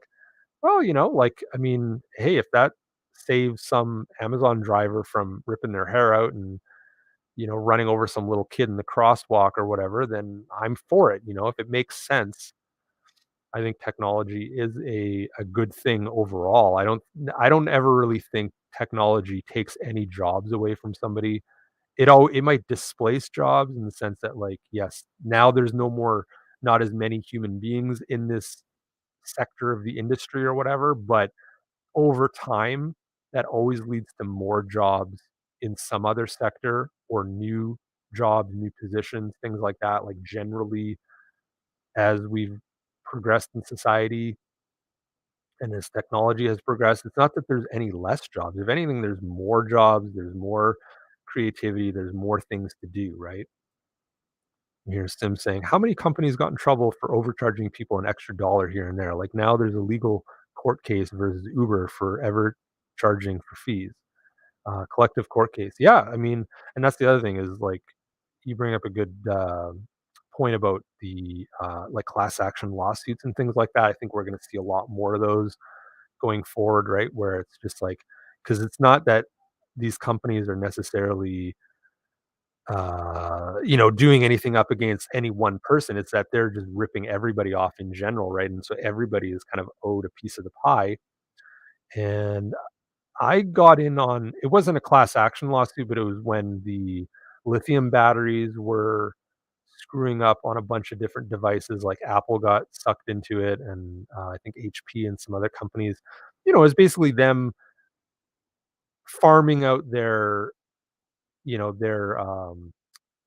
manufacturing to these different companies that would low bid them and stuff, and then they started messing around with the formulations on the capacitors and on the batteries and all this stuff, and so they, you know, just in order to get the cheapest price and get the highest profit margin, these companies were not doing the quality control, and it cost them in the long run because my iPod had a bad battery, and it got caught up in a big class action lawsuit that I was never even really a part of, but because I had that product, one of the products in that serial number lineage or whatever, one day I get a letter going, "Hey, if you bought one of these iPods, at this model between these dates or whatever, go on the website and sign up and we'll send you a free one."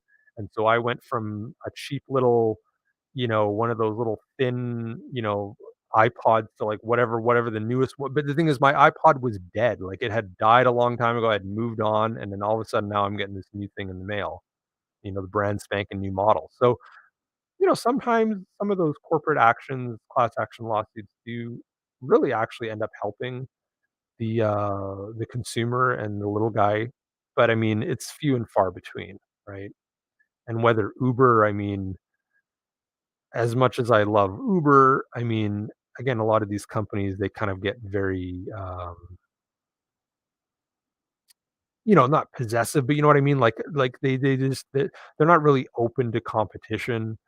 Um, Julius is saying, but they take forever. I'm not sure. What are you referring to, Julius? What takes forever? Like a class action lawsuit or yeah, yeah, exactly. They take forever because it starts out with so many people, and then they're like, "Oh, we're gonna wait a year and put the word out there so we can get that many more litigants into the party," right? And because obviously they can go for bigger damages and things like that if they've got, "Hey, we represent 100,000 people or 500 people," or whatever the number is. It obviously works out better for them in the long run than just having a couple people or a dozen people or whatever it is. But, it also means that you as an individual get a smaller piece of the pie because whatever the reward is, generally it's getting divvied up among more people, right? So it's not as big of a deal. I think there's even something, again, going back to the capacitor thing, I think there was some, video card manufacturers and stuff over in Vietnam and the Philippines and things that were putting bad capacitors, like a bad formulation in there and stuff like that. And I mean, early on, it should have been like, "Hey, we're gonna replace all that hardware." And then it turned out to like, "Oh, we're gonna give you like a $40 rebate if you buy another NVIDIA card in the future. We'll give you like a $50 credit toward a new one." But it's like you've already probably turned that customer off of that brand as it is, And now you're saying, "Oh, you gotta go and turn around and spend another $500 on a new thing just to get $50 back," or whatever. Like, it's never really some of the times it's not really that, it's not a deal for the aggrieved party, especially if it's like a giant class action or it's some a class action on behalf of, like, a large consumer base. "Hey, they sold 5,000,000 units of this thing, so this is on behalf of those 5,000,000 consumers," or however many, but you're never, like, individually or personally, part of that case or anything like that. It's just like, "Hey, you'll get whatever we throw your way," and only if you let us know you were affected by this in some way. But at the end of the day, I mean, these are all kind of like this is all small potatoes kind of stuff in the grand scheme of like where we are in this world. I mean, we are so lucky to live at this point in history where, we have it pretty good. I mean, and I say that with a tinge of, like just know it, having been born in the 70s, grant you the mid to late 70s. So I'm in my 40s now. So I know like how much the world has changed. And it sounds like such a boomer thing to say of like, how, because you'd hear that as a kid, like, oh, I used to walk, 10 miles to school in bare feet and blah, blah, blah, and hear all these old stories and, grandpa, I don't want to hear it. Or, your dad talking about like, if only the world was the way, things were like when I was a kid. And we all kind of, but I mean, now the world is changing so much more quickly. So in span of like 20 years, because I don't even think generations now are like a 20, 25 year thing anymore. I think like generationally, it's like 10 years. Like it's every decade is literally a new generation, a new way of thinking, a new kind of, kind of a new communal way of thinking about things that everyone just kind of latches onto, even though, in this age of, you know, YouTube videos and stuff, people can go back and kind of see the way things were 5, 10, 20 years ago. But it's like most people of these newer generations, they don't even believe any of that stuff is real. Like to them, it only exists on the video screen. It doesn't even, they don't fathom it in their head like was something that actually happened. They're still able to deny reality and history, watching it happen. It's like, oh, if it's in the past, it's the ancient past. There's a reason it's not like that anymore. They think any change in the future is progressive or good, and that things don't ever really take a step backward. But I mean, clearly they do. And it's only by kind of pointing to those things, the way things used to be, that you can kind of, you know, get back to some sense of normalcy, not even going back to the way they were before, but at least just some level of, common sense or just kind of doing things again, kind of,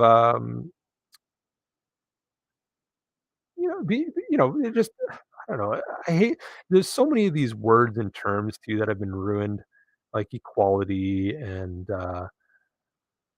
progressiveness and things like that, like all these concepts that were very well-meaning have just been so hijacked over the years that, I wanna say certain things, but I catch myself, changing my mind on, like, what word to use because it just sounds so kinda pathetic. I think maybe, and I mean, that's the other thing too is like everyone wants to invent a new word or come up with their own vocabulary for things, but that's kind of how we've gotten ourselves into this whole mess, right? Is by just constantly changing definitions, coming up with new words to hide what existed before. And I don't really know that's our way out of this. I think we kind of have to almost force other people's hands and go like, no, this is what we're calling it. Like this is what it used to be called. This is what it always meant.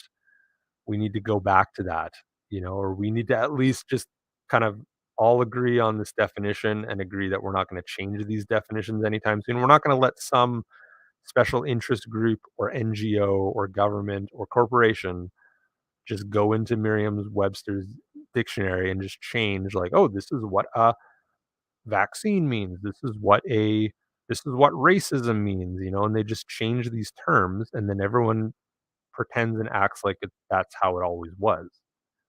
because everything's digital now. So as soon as they change the digital record of it, whether it's Wikipedia or the actual dictionary.com or wherever, people act like, well, that's just how it's always been. And if you give them a physical book and point to like, well, no, oh, but those people were,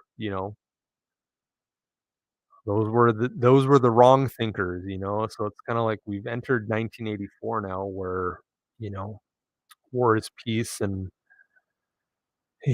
all of these oxymorons now have become a way of life for so many people. So, but I still remain optimistic. I mean, I guess we were having this argument too on the earlier stream about how, like, I'm always willing to have a, if not a discussion, even an argument with some of these SJWs, because I feel like maybe you're not going to change their mind, but other people watching, you might have an impact on. You might catch somebody before they've gone hook, line, and sinker, into the deep end on the other side, or into some, issue that maybe is um, doesn't have as much relevance in the world as they think, right? And that, kind of bring them back to reality a little bit, slap some sense into them. So I do think it is, you know, I don't begrudge anyone else for not wanting to waste their time getting into these stupid spats with, people online or on streams and stuff like that, where it's just, people arguing at each other and trying to get their point across. But, I still get a little bit of fun out of it. I still get a little bit of, you know, I mean, it depends on what kind of family you grew up in. So I was always like getting into these arguments with my dad and arguments with my brothers over whatever issue, and we would go on for hours and hours and hours. But at the end of it all, we could still hug it out and not hold any grudges against each other. Yes, I'm saying, yeah, I was born in '76. Hail, brother, I was '76 as well. I lived that shit in the end of the Cold War. Exactly. It kind of gives you a broader perspective on, like, where we've been, how much we've moved forward, and then how much we've kind of taken a step back all over the years, over the decade. Each decade kind of has their own flavor, and you can kind of like point to certain, points in time when it seems like things changed, or where, the kind of the zeitgeist changed. But and again, that's why I tend to remain optimistic, even though it kind of seems like it's this perpetual slide, further down and stuff all the time. But I'm always buoyed by the fact that there's always a very resilient and vocal crowd out there, right? That's always, and that seems to grow year by year, opposing this stuff. That can be a little worrisome because, again, the kind of the flip side of that too is that, these governments and these powers are gonna, push back on that as much as they can for as long as they can. So there is this idea that, eventually they may just take things into their own hands, and kind of go crazy with it, and put us in a camp or something like that, or do something stupid. But I think, generally people have been very, um, not cautious. What is the word?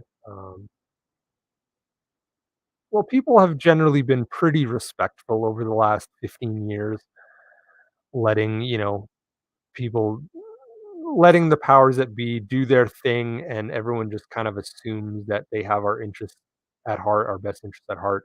But eventually it's gonna, and again, kind of going back to the whole trucker thing, it's like, us Canadians, we have a long fuse. It takes us, a while to get mad about something.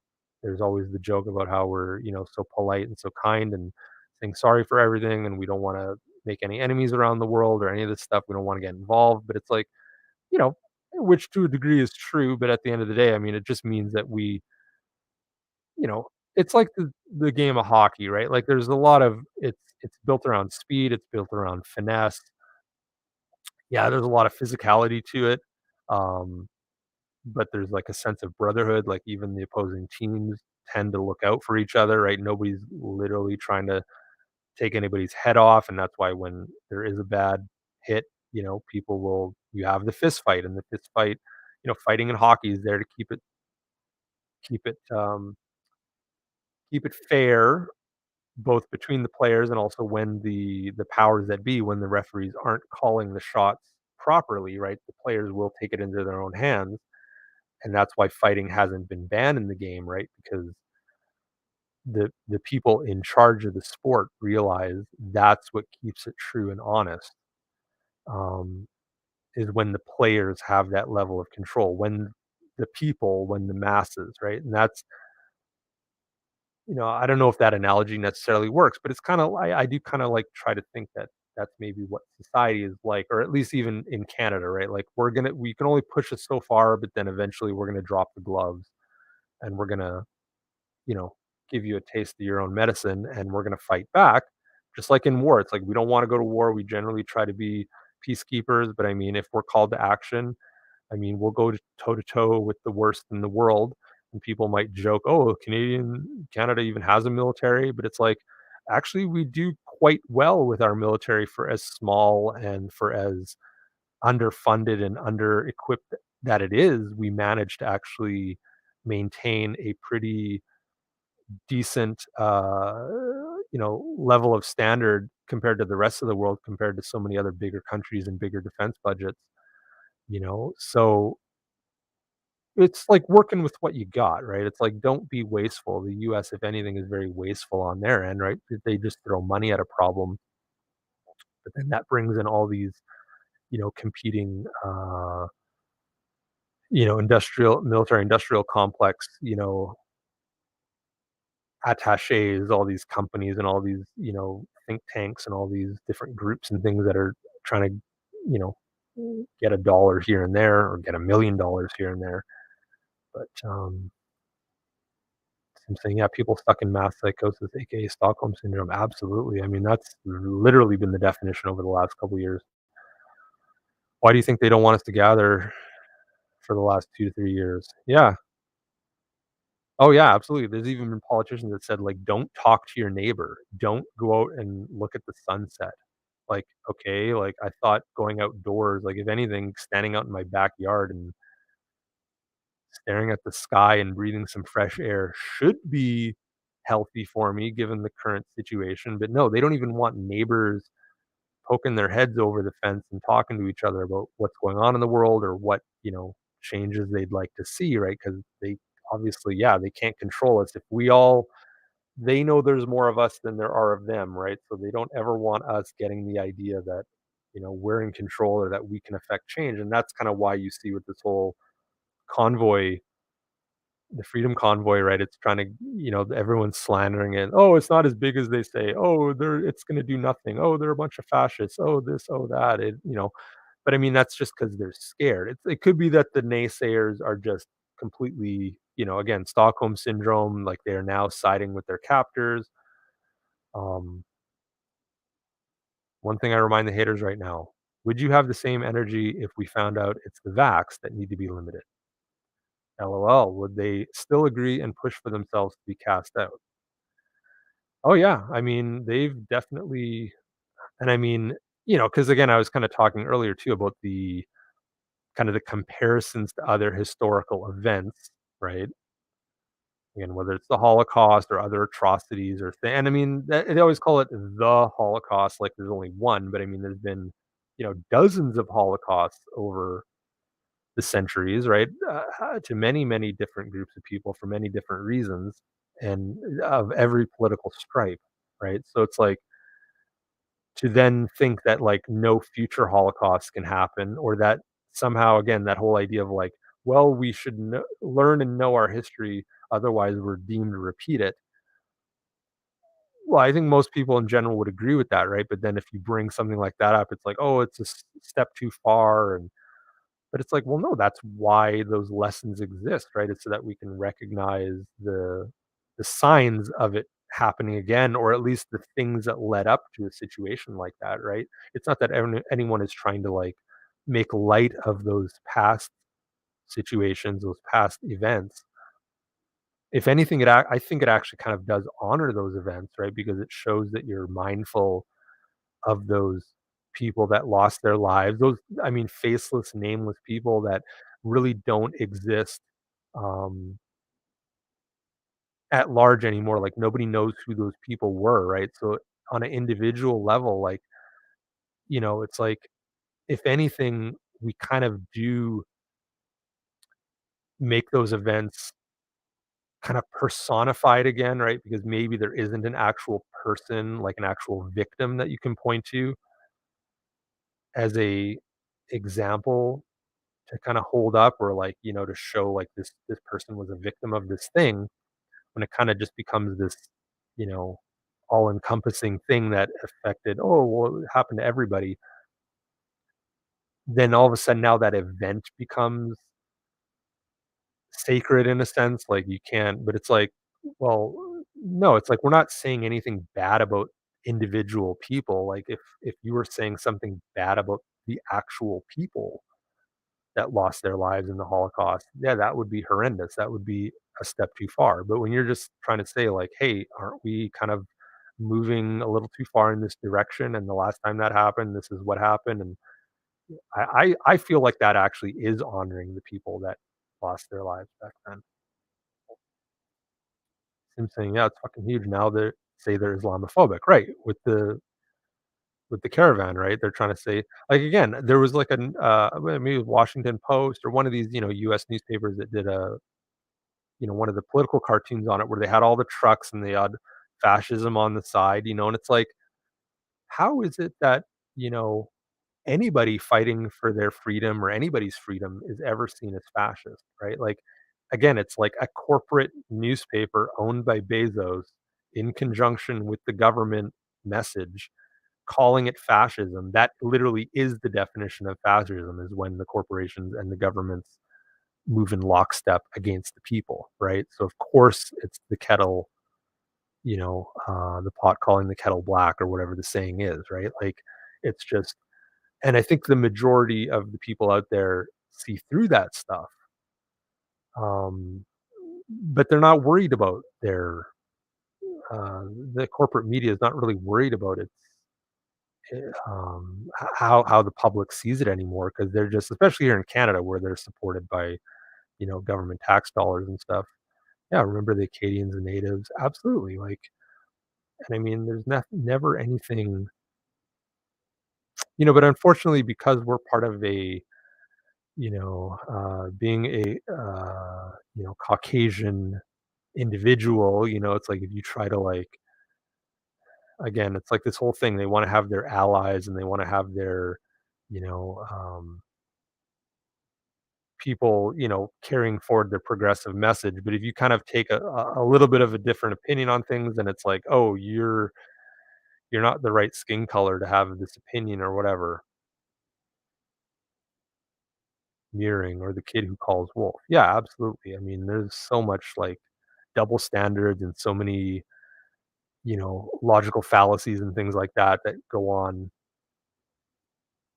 They call everyone what they are, sway of hand or sleight of hand. Absolutely. It's just like, and hand waving too. That's another thing that happens, right? Is just this whole, very convenient explanations for things, right? Anytime, because the whole idea of like conspiracy theories gets thrown around so much. And it's like, well, okay, so first of all, the term conspiracy theory was coined by the CIA in the aftermath of the JFK assassination, right? As a way to paint anybody that wanted an investigation into that incident, because clearly the government had some, again, whether it's like they directly and intentionally made it happen or they just had prior knowledge or whatever. I mean, that's clear. They had their hand in it in some way, just like with 9/11, like, did they make it happen on purpose or did they let it happen on purpose, right? Like, there's always gonna be people that have those arguments, but I think most people know it's like, even the evidence has come out that, yes, they had prior knowledge, they had warnings, they had all these different people running around like their heads were chopped off, screaming fire, um, you know, screaming fire in the theater kind of thing, right? And it's like usually that's like, oh, well, you don't yell fire in a crowded theater because everyone's going to stampede and trample on the way out. And if you're wrong, then people are going to die for no reason. But meanwhile, if something actually does happen, then, if there actually is a fire, well, then it's a good thing. But then if they just ignore all of those people calling out the fire in the theater, yeah, tons of people are going to die. Way more people are going to die than had to, and that's what ended up happening. Sim, I'm from Acadian origin that originate from the family of King Rollo in Normandy. Cool. That's very cool. I think on my mom's side, my grandpa had some Acadian. He's French Canadian, and part of the family ended up going down to, is it Louisiana that has a connection with Acadians?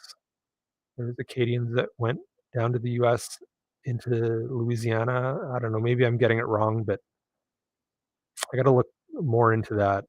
I'm trying to do my kind of family tree genealogy stuff on my mom's side. I kind of know it mostly on my dad's side, and I know Sim, you're in Quebec, so from what I remember, so that does make sense coming from you. So yeah, it's cool.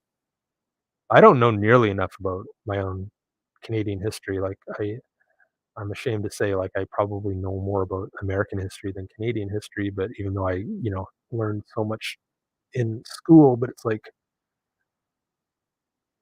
it just seems like Canadian history isn't as cool. Doesn't have the cool factor that American history does. But I've definitely in recent years gotten a little bit more, into that stuff, or at least, when I see articles or books about it and stuff, I generally tend to steer my way toward that stuff now because I don't know as much and hear all these stories from my family and friends and stuff like that.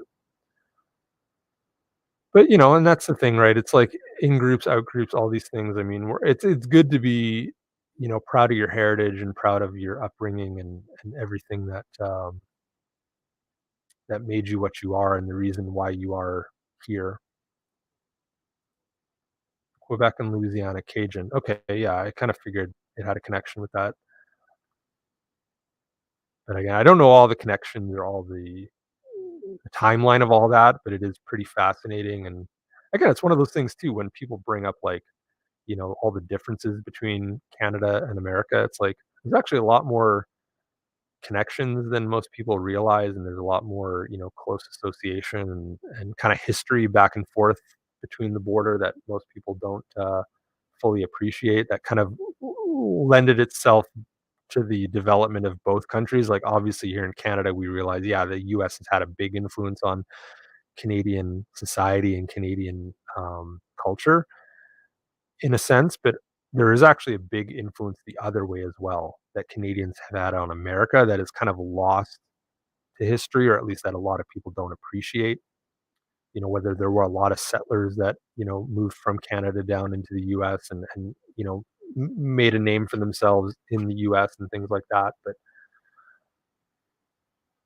and it's something that we should celebrate and something that we should kind of learn more about, right? Because again, I'm generally against larger unions and conglomerates and things like that. But I think, something like a North American Union, as long as each country maintains its sovereignty, as long as Canada, the US, and Mexico are still their own independent countries and cultures and things like that, something like a North American Union might actually make sense. Now, I don't know, maybe not in the here and now or in the short term, but 20, 50 years from now, I mean, that's something that either whether it's something where, if we could build like high speed rail, yeah, Canada and USA are brothers and sisters. Absolutely. I mean, yeah, I've even heard a bunch of Americans in connection with the trucker thing saying, "Yeah, you're our cousins to the north," and I'm like, I'd like to think we're actually a little bit closer than just cousins. Like I'd say almost like on in one sense, like we're cousins with Europe, right? Because there's been such a European influence, but the U.S. and Canada have had such a close relationship for so long that we should feel like brothers and sisters, not necessarily cousins. But I mean, that maybe that's split hairs. They've been trying to so hard to split us and succeeded with 9/11. Oh yeah, I mean that's just you know the that's the name of the game though, right? It's like they're always gonna whether it's bureaucrats or whether it's, you know, politicians, corporations, NGOs, all these different, interest groups and things like that, right? They're always gonna, kind of, divide and conquer, right? It's always easier to control a smaller group of people, right? So they're always gonna put labels. We never needed a passport before between the two. Absolutely. And that was kind of weird too, like having to get a passport for the first time. And, you know, again, it's always done in the interest of our safety. It's always, oh, this will be better in the long term, blah, blah, blah. But I mean, it's just another way to, you know, uh, conquer and control us. Sad how quickly people forget. And more so now than ever. I mean, like, it seems like even if something is a couple years old or 5 years old, it's like the distant past to so many people. Whereas maybe it's just because 'cause I'm getting older, it seems like, man, I can think back 5, 10 years and it feels like yesterday. So to me, like, none of that seems that long ago. I literally, 9/11, it's 20 years ago. It feels like it was yesterday. I've actually, I know I knew well, I don't know them anymore. I've kinda lost track of them, but I knew somebody quite well that I worked with that was their aunt died in the towers, and she was the only Manitoban, the only Winnipegger that died in the Twin Towers that day. And, so I got to kind of, and so the argument is always like, "Oh, well, you can't talk about 9/11 because you didn't experience it and you weren't there and blah, blah, blah." And it's like, well, no, actually, like, I do actually know somebody that was directly related to somebody that died, and I spent years talking about it with them. And, so I kinda got that personal perspective, and that's what led me to wanna learn more about what actually happened that day.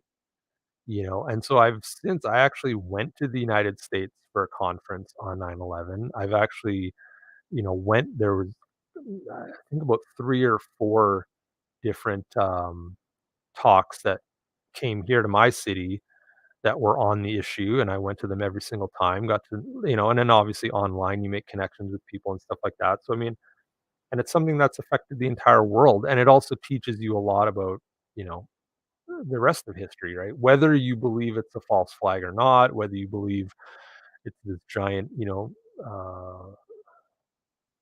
just this giant conspiracy or not. Like I'm always actually eager to talk to people that think, it is exactly the way the media told us. It's exactly the way the commission report said, because there's so much information. Even if I don't change their mind, I love trying to figure out like how much do these people actually think they know about this event versus, what all the information out there is and how much, proof for certain things are out there. And like you can show things to people that literally to this day will still blow their minds because they're like, how come I've never seen that? How come I never saw building 7 collapse? How come I never heard about, the firefighters or, and them describing, detonations and things in the buildings and all this stuff going on. Because I mean, a lot of this stuff, again, it kind of gets erased from the internet. Like all this stuff was out there early on, but since YouTube and all these, kind of the corporate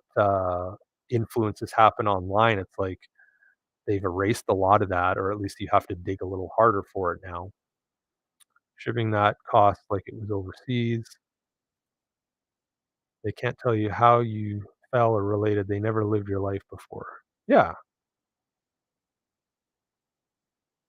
Yeah, it's kind of I don't know. It's like people are they're always looking for an argument. Like I'm more than happy to argue with people. I'm more than happy to like give them a piece of my mind. But it's like I never really go into anything intending to like, you know, like you're wrong and I'm right and I need to completely, you know, change your mind on something. It's more like, hey, I have my views, you have your views. Let's talk it out. I want to hear what you think.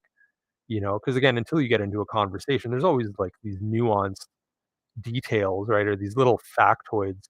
People always kind of they go with the bullet points, like the main things they kind of throw out there that tend to be the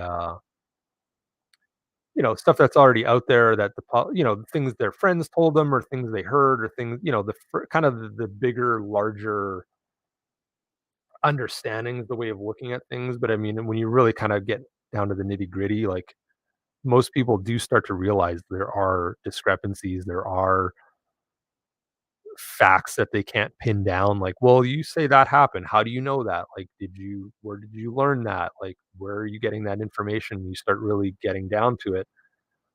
Things that they think are the mainstream way, the God's honest truth or whatever it is, when you kinda start to, uh, in an inquisitive way, try to open their mind, like, "Well, how is it that how do you think that really happened? Like, what made you think that that's right?" Or blah, blah, blah, and just get their get the Coles notes on why they see it that way. You kinda realize, like, well, that's just kind of what they've always known. They didn't even really form that opinion on their own. They didn't come to that conclusion based on, putting the pieces together in their own head. It's just that it was some really cool explanation they heard from somebody else, or it just hit them a certain way at the time, but they never really thought of it since.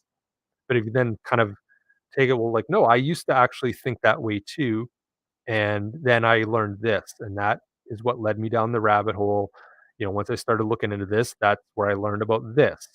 And if you can point them to the sources, if you can point them to different, whether it's like a white paper or an actual scientific study or different things, I mean, there is a lot of evidence out there for things that are deemed conspiracies or completely false. I mean, even in the current age of all the COVIDiots out there, and since yeah, idiocracy all over. I mean, the problem with idiocracy though is there's kind of no way to argue your way out of that. Like, any of those characters in that movie are so far gone that it's like, although I guess it's honestly been about 10 years since I watched that movie, so I do need to go back. I mean, in recent years I'm like, oh yeah, I gotta watch that again, but it's like I'm almost scared to because I know that it's gonna be so bang on. But I'm trying to remember if it had a good, like, a happy ending, or if it just ended on a weird note. Like, there's no way out of it. Oh god, it's gonna bug me now. Maybe I'll have to watch it this weekend. But it's like, I mean, thankfully it's a movie, right? So it's like, obviously, yeah, you're not gonna change the minds of the idiots in a movie like that. But in real life, like, I tend to think most people are amenable to, if not changing their mind outright, at least opening their mind to be accepting of other ideas, even though they might not you know, fall completely into that camp or whatever. They might say, "Hey, you could be right. It could be like this, but, for the time being, for now, I tend to believe X, Y, or Z." I can respect that, as long as somebody's open-minded enough to say, "Hey, I could be wrong, you could be right, but technically I believe X, Y, or Z. I don't really fall on your side of the equation." I'm like that. I'm completely fine with that. Like, I don't, in any of those discussions or arguments, I don't ever feel like I lost or the person got one over me or they're being disingenuous or any of that. Like, that's a completely respectful way to, kind of like just agree to disagree, right? I feel the same right now. I did, and it's bang on, buddy. Okay, yeah, I'm gonna have to like go back and watch it again really soon because I've seen like a million clips of it, right? The clips are all over the place, and there's all sorts of people have mined that movie for so many memes and so many, examples of like, oh my god, look at this clip from Idiocracy and how it compares to today. But it's like narratively, like literally just watching it beginning to end again, it's been a little too long. So yeah, I definitely got to go back in light of everything going on. And again, man, what's his name? I'm gonna call him Hank Hill. What the hell is his name? Mike Judge. That guy is really smart. Like, he is so on the button, whether it's like Beavis and Butthead and King of the Hill and Idiocracy and all the stuff that he's done. Like, he's really got a feel for the pulse on a lot of this stuff from on different sides of society, different, kind of outlooks on society and stuff, and our place in the world. So kind of fascinating. Like, I'd be interesting to see him do something really serious, rather than from a comedic standpoint, like what he could do that was a little more on the straight and narrow, and or just telling like a more straight laced kind of story. But and maybe he has done something like that. I don't know, but um, I would be curious to see something like that. But yeah, with all this stuff going on, in the world today, I mean, I'm finally feeling a little bit of hope with the caravan, and there's like apparently other countries and other places around the world are going to start doing that as well. Yeah, it's like Demolition Man. Yeah, that's another movie that again was way ahead of the time, right? That it's kind of really, again, can you call it predictive? Again, is it predictive in the sense of like the writers or the filmmakers, kind of put their finger up in the wind and kind of saw the way the wind was blowing and they got some of it right that way? Or is it more of a self-fulfilling prophecy kind of idea where once you put that idea out into the world, even if it's a completely outlandish, outrageous concept like that, like, Idiocracy or Demolition Man, where people are kind of dumb intentionally, or society becomes dumb intentionally, and that's a good thing. Like, why would we put that into effect? But there is a part of me that wonders if, like, creatively, oh my god, Escape from LA, Cherry 2000 with the consent contracts makes people with it want a robot girlfriend. Cherry 2000 is fucking awesome. That is literally one of the most unsung. I'm so glad you brought that movie up. I didn't like watch it all the way through, but last week I put it on. I watched like maybe the first 20 minutes, half hour, and I'm gonna revisit it because I'm looking for um I wanna do a bunch of movie reviews and stuff of just, like, little known, sci-fi and fantasy and war movies and just stuff from that era, like, whether it's anything from, like, the '70s, '80s, and '90s that kind of, like, went under the radar. Because again, it was all that, like, straight to video era where there were just so many crazy good movies that, like, nobody's really seen. Like, clearly a lot of people have seen them, but I mean, like, in the grand scheme of things, like, they don't really get brought up in the conversation a whole lot. Cherry 2000 is definitely one of those. Um, like, yeah, it's mind-blowing how, like, prescient that is.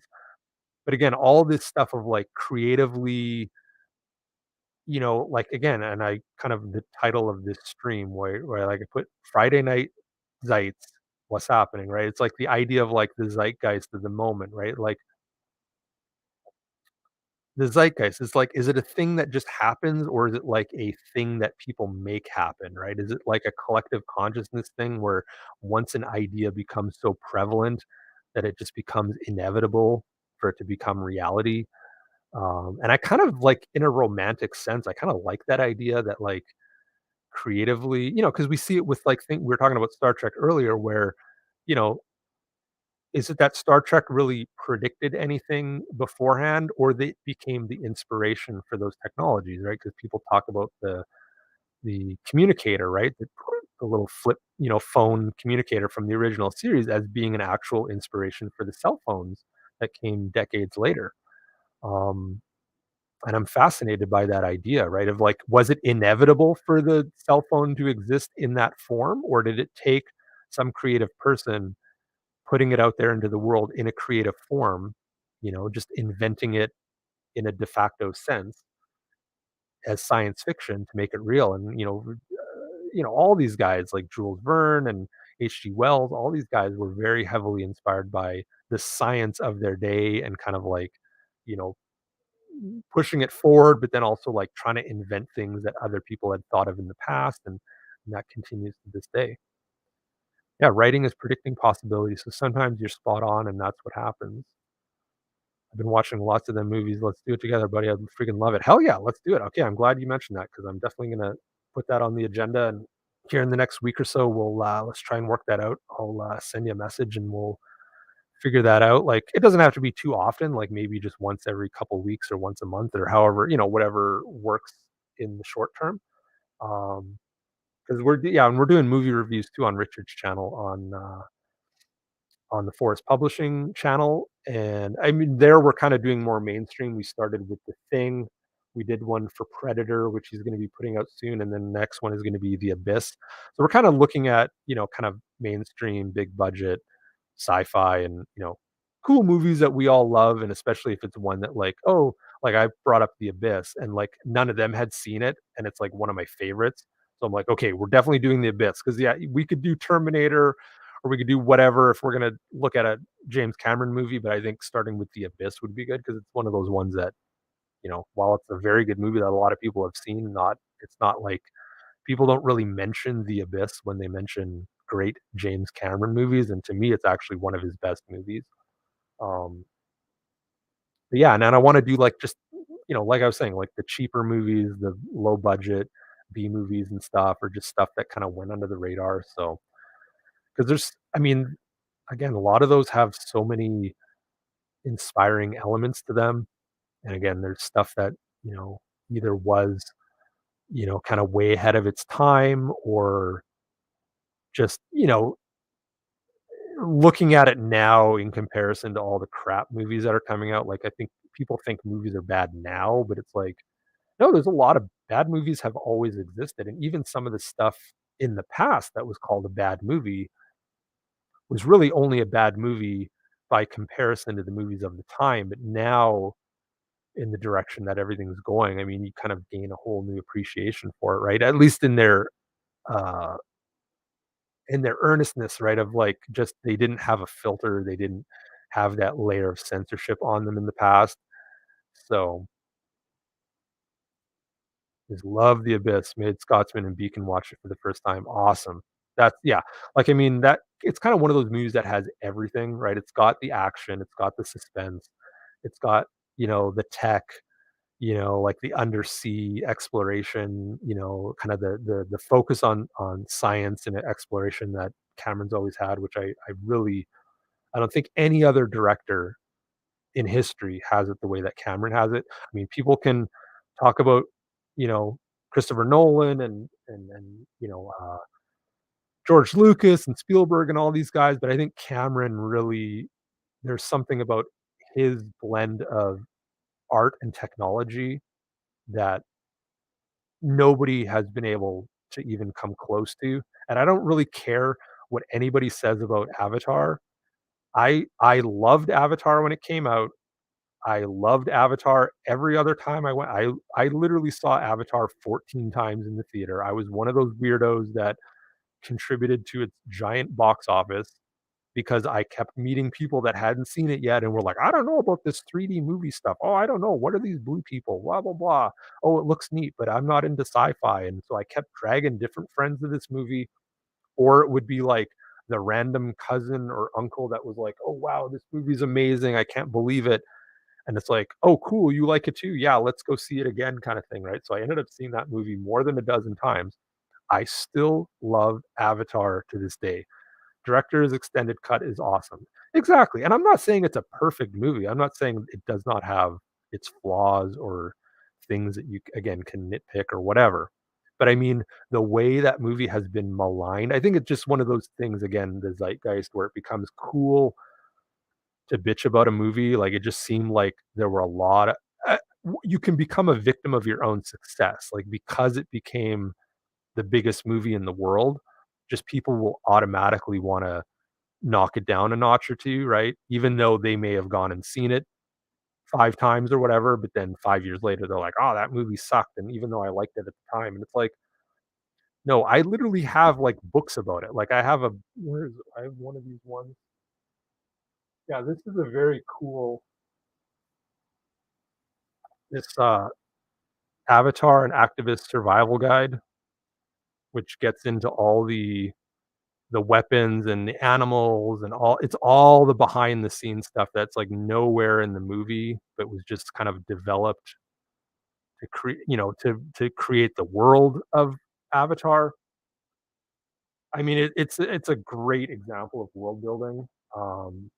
So unlike most people out there, I'm actually really looking forward to the sequels. Like, hey, yeah, say what you will, it might be a little cheesy, like, oh, he's doing 2 and 3, and they don't even know if 2 is gonna make any money, but it's like James Cameron's never really been about, like, worried about making the money back, right? Or at least, like, he's got more than enough money to play with, and there's no reason to think Avatar it maybe won't be as successful as the first one, but yeah, those sequels are gonna make a lot of money, especially if he manages to up, his game in terms of like the technology and stuff. Apparently, a lot of it's shot underwater. So again, I love Abyss. He's doing Avatar underwater. I'm probably gonna love it. Ice Pirates was a fun one too. Oh yeah, all of those like Star Wars knockoffs and like cheap sci-fi movies of the 80s and 90s are, especially the late 70s, where they're all inspired by Star Wars and all that, that new genre. Um, because sci-fi existed, but like the idea of like the space opera, the space epic kind of was a new thing, and everybody wanted to play in that sandbox.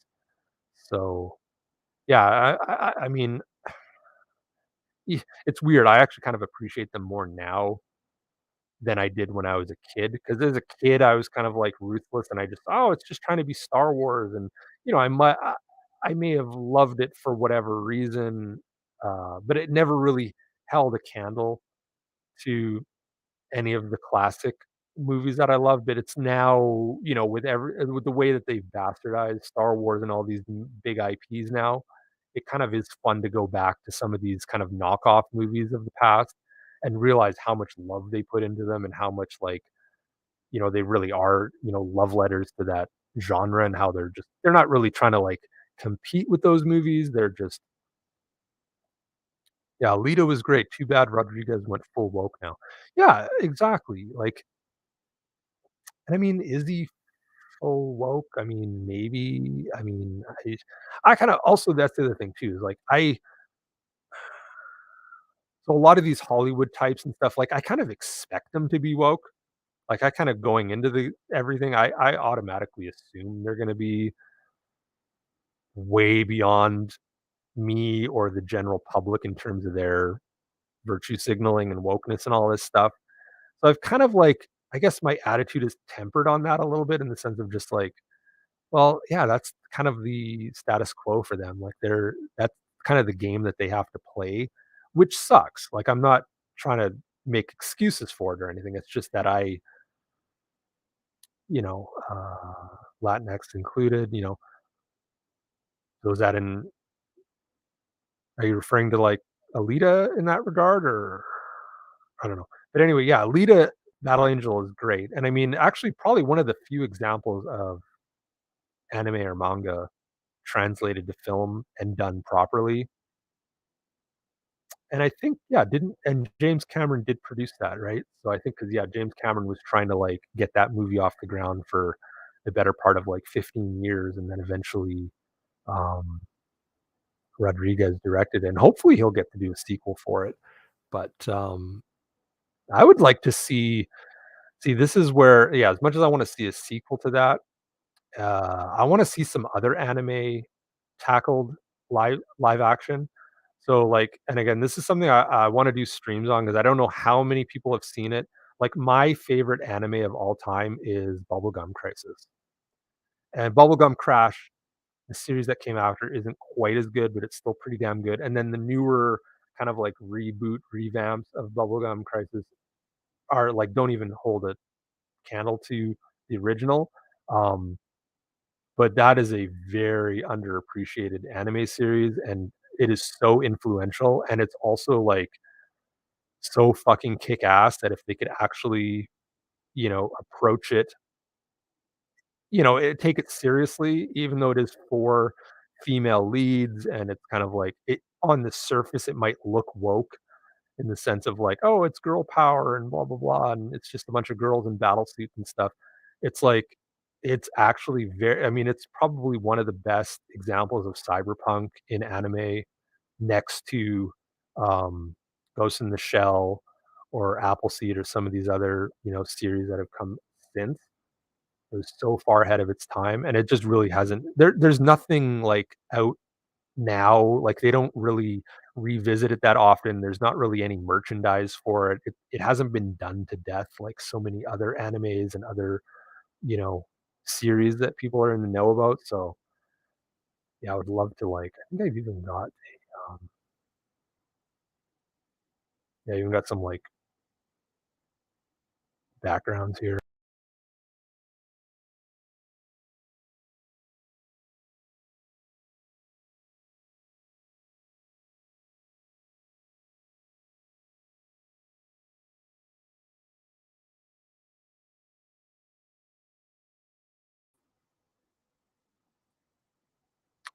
Dude, did you see the animation I did for Luani? Yeah, I did see some of it actually. Yeah, I saw it in the group that you posted and, yes, I have. I haven't, like, studied it vigorously, but I did see it in passing, and I'm very impressed, and I'm very, like, jealous of your skills and your availability. Oh, Sim saying, "I fucking love Bubblegum Crisis, the OVA." Awesome. Okay, so here's another one we could do together then, man. We should totally, like, review or do a, commentary or something on Bubblegum Crisis because like, there's so many, like, angles on it, there's so many, like, it's fucking badass, like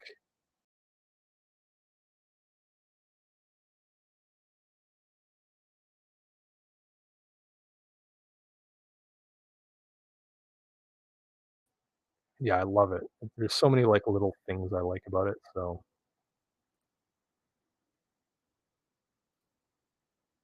Appleseed was my first manga I fell in love with Gundam. Yeah. Yeah, Appleseed, I love, like is that Masamune Shirow, right, that does Appleseed, I think, right? And, I think it's him, right? The same guy that did Ghost in the Shell. Love his art style. Absolutely love it. Check your DMs, awesome. And I'm the type where I'm like, "I'm gonna go look at them right now." Oh, sweet.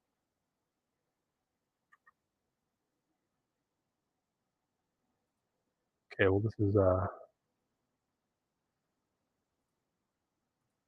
getting put on the stream, gotta check this out. Oh, totally inspired by Bubblegum Crisis. Oh, man. You had me at hello.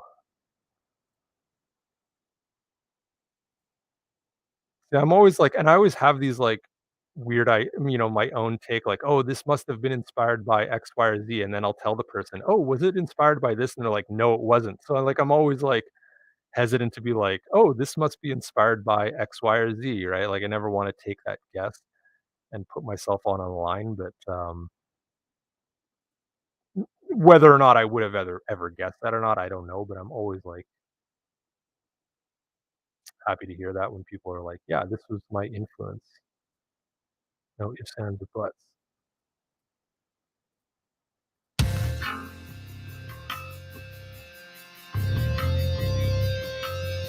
Oh, have I got the quality all down? Yeah, sorry about that.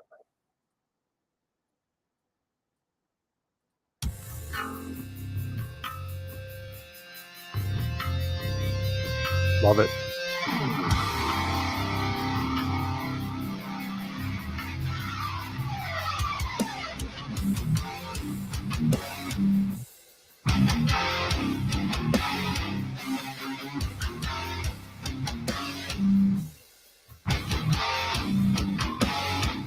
Fucking great music too, man.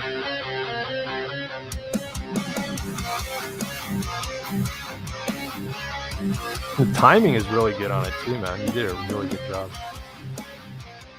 Ink Slayer Entertainment. I love that name too for the production company. That is great, man. Good job on that. I mean, I love everything you do, Sim. Like, I may not say it enough. I know, like, that's kind of the problem, right? Is when you're an embarrassment of riches. When you got all these great artists in this community, it's like I wish I had more time in the day. Like, I would love to just be, retweeting and posting everybody's stuff on Twitter all day and doing streams every night. And like, I'm actually quite I mean, maybe it's just that I'm a lazy bastard and I don't actually get off my ass and literally work 24/7, but, like, that's kinda why I just jumped on this stream because 'cause I'm like, I keep putting it off, I keep telling myself, I'm just gonna randomly stream tonight, even if it's by myself or whatever," and I always talk myself out of it or something else comes up, but tonight after the stream, I'm like, "I gotta do something," so I just gotta get back into this habit and, like, I do wanna kinda, like, get I've kinda gone out there and, like, met other people on their streams, but I wanna start trying to bring some people onto my channel and, like, bring some people over here and, just kinda, like, get in the mix a little bit more. So, hopefully, I can kinda do that a little more here as we move into the future. Because I don't know, this last 2 years like I said, it's been depressing these last couple years, but I'm finally, feeling some hope, and I'm feeling like, "Okay, if this is the way things are gonna be for the time being, then I can't just, like, wait for things to change. I gotta just kinda make the change happen, so, you know, we'll get there, and plus working on my own stuff, like a card game I'm working on. I got a comic. Well, I got 2 that I'm writing, but 1 that I'm pretty far along in the script on. Trying to track down artists. I got a lot of ideas on artists that I wanna work with, but, again, that's the problem is all these artists are like, "Oh, I'm so busy because 'cause I'm working for this person, then I'm gonna do this thing after, and maybe in, like, a year or maybe in 6 months or whatever," and then you find somebody else, and, like and then there's the issue of money too. It's like, well, and that's the other thing. It's like trying to save up money so that I can actually, like, pay for a bunch of pages at once or, upfront kinda thing, like, I don't have to do this whole, like, "Yeah, I'll get a page a week from you or a page every paycheck," kinda thing, right? It's like I need to get things a little bit more organized and lined up and even starting to sell some stuff to put in the war chest for that, so okay, and here we got another one. Awesome. Let me pull that one up. Oh, and these are just straight Twitter videos. Okay, so I will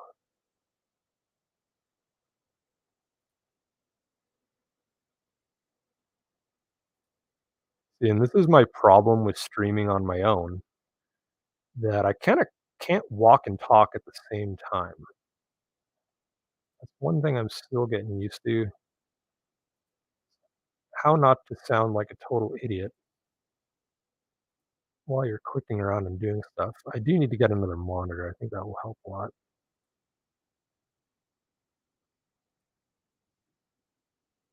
I'm not, like, clicking around so much like a monkey.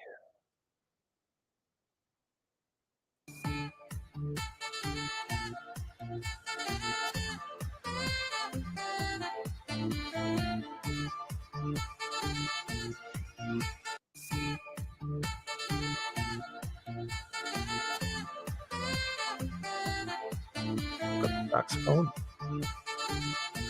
Yeah, I can even, okay, I make my icon up in the top right corner match.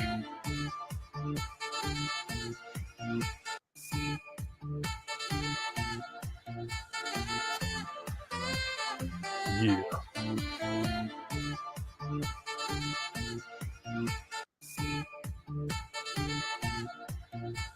This will become an earworm now. I won't be able to get this little riff out of my head.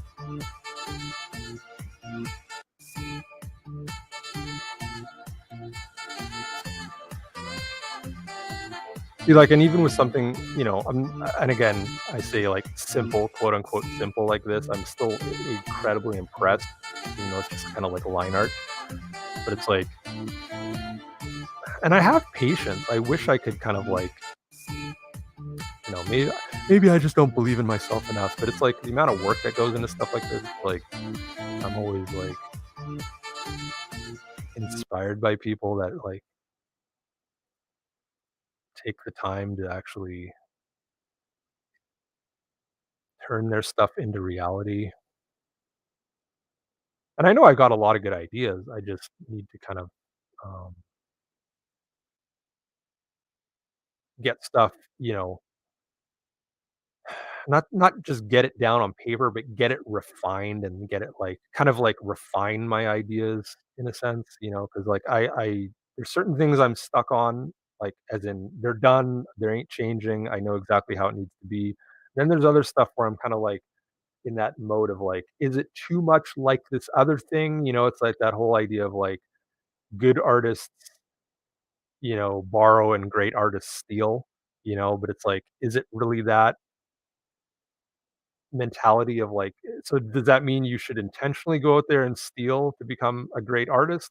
Or is it just by happenstance, you, as a good artist or a great artist, you kind of steal the things that people want the most or that, are most relevant at that time for your thing, right? For your concept. Because again, it's like that idea of like, are there any truly original ideas? Like we're talking about all these influences and all these, things we love and stuff, and it's like you want it to be recognizable as having been influenced by that thing, but you don't want it to just be completely obvious that you're quote unquote, because they're gonna say it like, "Oh, you're just ripping off this other thing," or whatever, right? And it's like, and I guess people are always gonna say that to a certain degree. And then the other idea is like putting stuff in a blender, right? Is like if you take enough influences and mash them all together, you can kind of like smooth over, those similarities or whatever and kind of make it its own thing. I studied animation in university. So it's a bit easier for me to pick up the right keyframes and cheat my way into a cool animation without 24 frames a second. Oh, awesome. Yeah, I'm kind of like self-taught with animation in terms of like 3D packages and stuff like that. And I mean, I've kind of gone back into Blender in the last year or so, teaching myself Blender from the ground up again because I used a lot of the really early versions of Blender and they've just had some recent, updates and a lot of really cool functionality added in there. So I've been, playing around with, but again, not a ton of animation stuff, mostly just modeling and rendering and, again, kind of more like procedural animation, like simple loops and things like that. Not really a lot of like camera movement and like, fine, rigging models and moving them all over the place and stuff like that. But I definitely want to like keep going on that angle. And then likewise on the comic end, right? I'm like writing stuff, I'm helping people with editing.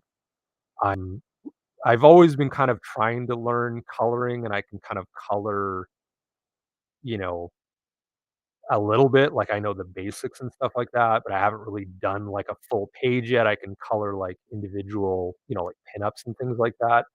And then I'm learning lettering now. I just picked up this, this Image put out this book here, this comic book lettering by Nate Picos, who's like in the industry right now. It's pretty good. I mean, it covers all the angles, but again, it's one of those things where, man, there's a lot of, a lot to it. So yeah, you don't steal, but you can inspire. You copy to learn, and then you have to learn to make your own. Absolutely. Yeah, I think that's the right way, right? Is like change it enough to make it your own. Rarely use ref. I draw everything from my mind unless I want something to look exactly like something.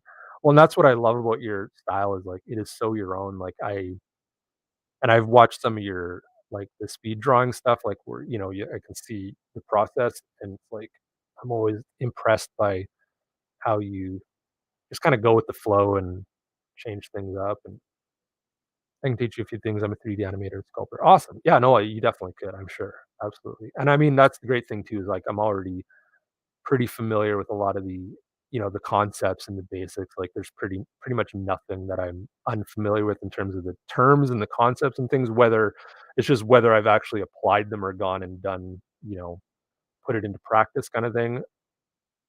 Or at least, like, kind of all in one thing, like, "Oh, hey, let's learn how to, like, model this. Let's learn how to do, skinning, UV maps, this and that." It's like I kinda do all that stuff independently, but I've never actually, like, done a project where I kinda, like it has pieces of all that stuff together. It's always just kind of like, "Oh, I'm reading a book on this, and I need to, like, do it so that I understand what I'm reading," right? I'm always good at that. I can kinda, like, read along with tutorials and, manuals and things like that, and, like, you know make it. I can do what they're teaching you to do, but it's like actually taking now my own concepts and my own things and like making my own thing with all those tools. That's another. I can get as far as like modeling and rendering and like, doing textures and all that other stuff and doing still images, doing still renders and or even just doing a simple loop like a 360 turntable loop kind of thing or whatever, but I do need to like hunker down and actually like, practice some of the more kind of like the more creative artistic side of things, right? Where it's like my own what I see in my mind's eye and just make it real. But yeah, and I mean that's the great thing about this community. That's what I love about Comic Skate is like everybody is so cool and like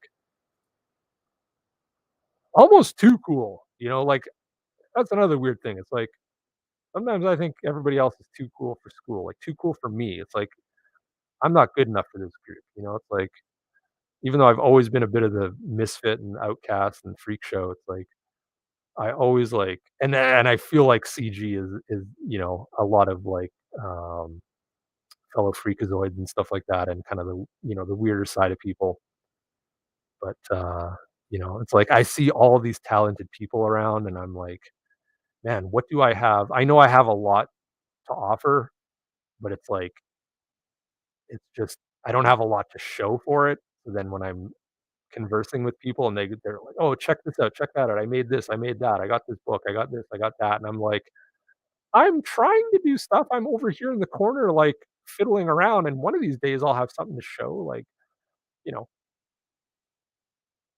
I guess I'll get there. I mean, what do I have anything? Do I have anything?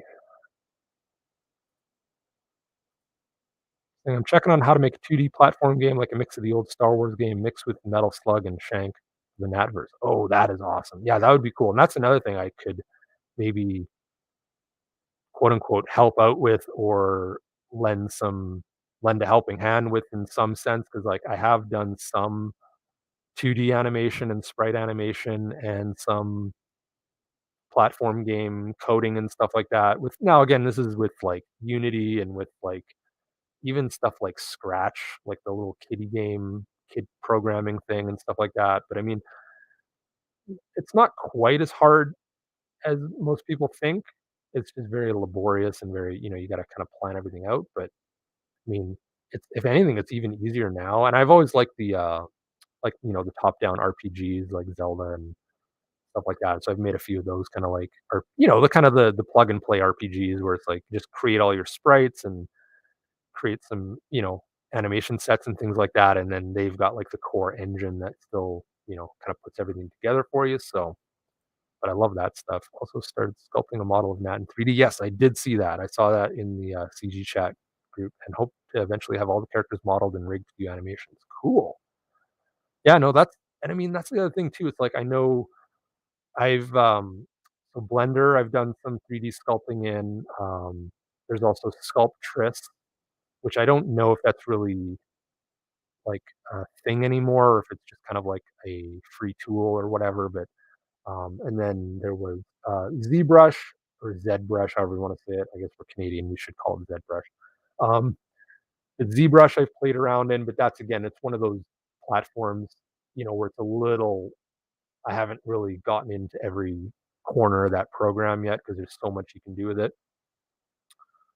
But yeah, help would be greatly appreciated. Downloaded Unity to test it out. Cool. Yeah, no, we can definitely talk about that stuff. And like, again, this is also like about 10 years back too. So things are probably like, I mean, I assume not everything's completely different, but it'd be one of those things where it's like, okay, I gotta spend a week brushing up on this stuff before I can't really necessarily do it with my eyes closed anymore. But it's like that's why I like dabbling in all this stuff because I might not do anything with it at the time, but it always comes up later, and I always that's kinda how I've done everything, what in graphic design or doing, video editing, any of that stuff, it's always just, just learn on my own, and then even if I don't have a use for it now, I'll eventually get more into it, or someone will come, "Hey, do you know how to do this?" And then I end up helping them, and they're like, "How the hell do you know all this stuff?" And I'm like, "I don't even know what the hell I'm doing, like, I literally just learned this stuff for fun, and thankfully you didn't know how and you needed to know, and I happen to help you out a bit, and hey, great. Now and then they go off and do their own thing and they just like,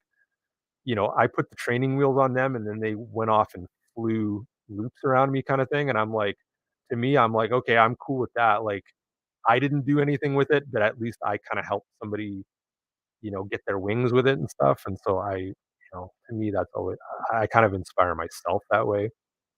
The comic books come first to me. Oh yeah, absolutely. Absolutely. I mean, I think comics are it's kind of like a quintessential art form that or medium that most people don't appreciate for what it is, of being such a visual it's a visual medium while at the same time being a very cerebral medium, right? Like it's a thinking person's medium. Even though they've always been slandered as being for kids, so much of the dynamics of what goes on in a comic happen in your own mind.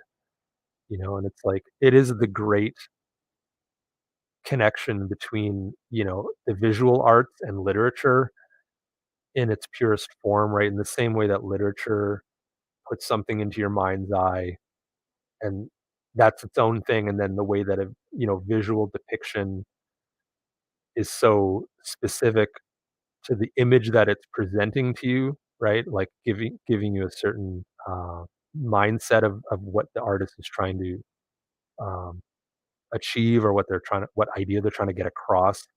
But then something totally new comes about with the comic, right? It's like the sum is greater than the parts, where that dynamic image and that dynamic storytelling and the panel layouts and all that other stuff just become its own whole thing that nothing else even approaches. Even though people will say, "Oh, well, movies and video games and all this other stuff has so captured the attention of everybody else." But I mean, can you imagine if there is uh, like a big, my brain just stopped working for a second. If there is some big electro EMP pulse or whatever, and then we lose power around the world or something. I mean, granted, yeah, tons of people are going to die probably, but at the end of the day, like nobody's gonna be able to watch movies or listen to music or anything. Everyone's gonna go back to comic books. Like, yeah, people will read books again, but, like, for the sheer value of being able to, like, see something cool and get a story from it and that, like, comics will be the shit again. So everyone's like, "Why are you collecting comics? If the world comes to an end, they're gonna be worthless." I'm like, "No, if actually the world comes to an end, like, whoever's left, comic book prices are gonna spike, comic books are gonna become, I mean, they're flammable, they can get waterlogged, they can be so easily destroyed, and it's like, though in a weird way, like the art form of comic books will become it'll be like, somebody like saving the Bible or the Constitution or something like that in the end times, right? Like people are gonna like hoard, comic books from the 90s and back, like any of this newer shit will just be used as toilet paper. But, you know, any of like the classic stuff is gonna just be like it'll be up there with the in the echelons of all the great literature throughout history, and then if humanity ever makes its way through that time period again, then comic books will have ascended to the next level and will be, like, on the same stage as stuff as, like, Shakespeare and shit, right? I mean, that's my own maybe that's a bit romantic to think that, but I like to fool myself into thinking that. That's where I am too. I had not touched animation for like 6 years or more until I did that animation for the uh, TFTN #1 campaign. I use Clip Studio for the animation now and had to learn to use it. Oh, cool. Yeah, I almost bought Clip Studio when it was like on sale. They did like a cheap, you know, like till this end of the week, it's only like $50 or whatever. And I should have just bought it. I haven't seen the software go on sale again. So I gotta like, I do have, and I got a tablet. I do want to get like an on screen, like a Cintiq style on screen tablet instead of my stupid little Wacom. But one of these days, one of these days, and I can kind of draw, but again, it's one of those things where it's like I don't draw nearly enough. I should be drawing every day. Once I get into the flow of things, like I kind of get my groove back. But it's like, it's been aside from a doodle here and there or just sketching ideas or whatever. I don't really put as much time into it, but I do have to like I got signs around my apartment that say, like, "Draw more, write more," like, little reminders and stuff, and it's like, yeah, I write all the time, but I don't or I'll spend 20 minutes drawing, but I don't sit down and, like, do a sketch for, like, 4 hours or something like that like I used to. I just can't find the time. Sequential art is known as the ninth art everywhere but here, it seems. Yeah, it's like, I don't know. Well, maybe. I mean, yeah, it is I think well, it's weird, eh, like, how the movies, because of the MCU and this current age of superhero movies, it's like comic books have never been more relevant in the sense of, like, the mainstream public being aware of their existence. Maybe they're not completely aware of the, you know, they're not completely aware of the art form, or they haven't read the comics, or they never bought or collected comics, but they kind of know they know what they're all about. They know the conventions of comics. They know, what makes comics cool, all that stuff. But it's like, it would be nice for comics to kind of like, I don't want us to go back to the speculative era of the 90s where people were just buying multiple copies of everything because they thought it was going to be worth $1 million in the future. But it's like you did have randos off the street coming in to comic stores and buying comics. So I am hopeful that and I have seen it actually with Comicsgate, where you do have just a lot of like kind of people that were never and again, same type of thing, like whether they saw the MCU movies or they like superhero movies in general, and then because they spend so much time on YouTube, they come across a Comicsgate stream or video, or they hear a story in the news or whatever. Um, but okay, so the special comes twice a year. Okay, so I'm gonna have to look into it again soon and see what's going on here. Put it on my wish list or something like that. Keep checking back. Okay. Good, good. And if you hear about it going on sale again, Sim, just shoot me a note or something like that, and I'll definitely pop in and grab it. But yeah, like I think now people are buying comics that never bought comics before. Like we had Jennifer Grover on the stream earlier, and she's in our chat, and like I've seen her all over a ton of other people's chats and channels, and like she's in the community, has been for a couple years now. And then, like, last week, we're on stream, and she comes on, and she's like, "Yeah, it's because of your guys' show that I even got into Comicsgate." And, like, me and Richard and Fade, we're all just like, "What the hell?" Like, we're just, like, this tiny channel that maybe gets, like, 5 or 10 people watching live, if that. There's sometimes when we go live and there's only 2 people watching, and yet she's like, "Yeah, a couple years ago, you guys started streaming, and I don't know how I found your video, and I just started watching," and then she's just got into all and it's like, we were just sitting there dumbfounded afterwards, like, what the hell? Our tiny little stream, like, this person that's never bought comics before, but they kinda know, like, they knew what they're about and all this stuff, but had never really bought a comic before, and now she's like, she's backing people's projects, she's supporting she's sending super chats, she's on in, chat with other people, she's getting to know people in the community, she's on Twitter, she's doing her thing, and it's like, damn, we grabbed an ore without even realizing it. Like, we didn't even realize that, like, that whole Malin thing about grabbing an ore, like, it really is true. Like, it just little things like that, the ripples in the pond or ripples in the water, you don't know what type of influence you're gonna have. And so it's like, yeah, if you can do that with just like a random stream about stuff, it's like we all have influence on the world around us. And we just don't really appreciate it sometimes. So what is the ninth art? In France and Belgium, the term bande dessinée, which derives from the original description of the art form as drawn strips, analogous to the sequence of images in a film strip, has been given the honor of being referred to as the ninth art since the 60s. Oh, cool. Yeah, I've heard of bande dessinée. That's the French term, right, for comics. I've seen that term bandied around before. No pun intended. But yeah, there's all these cool like I'd always been familiar with like the fumettis, which were like the photo comics, which I guess were an Italian thing, but then they've had other influences or other creators or companies or whatever have tried them out. Like, and there's photo books and all these other things too. And I guess now they kind of refer to fumetti as comics that have photo covers, not necessarily not necessarily interiors. A fumetti is just Italian comics. I thought it had something to do with photo comics though. Yeah, here I am on Wikipedia trying to confirm what I'm talking about, but I guess maybe I'm wrong, I don't know.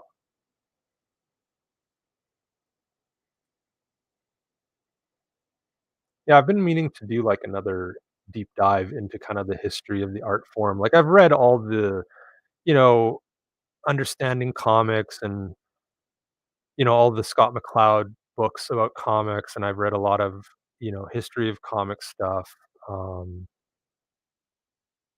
But I kind of want to. I have some ideas. Like again, I do want to write.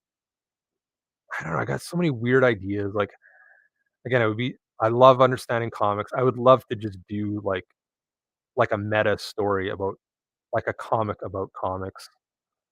As weird as that sounds, and I don't, I have a bunch of different ideas for different plots and ideas and stuff. But it's just like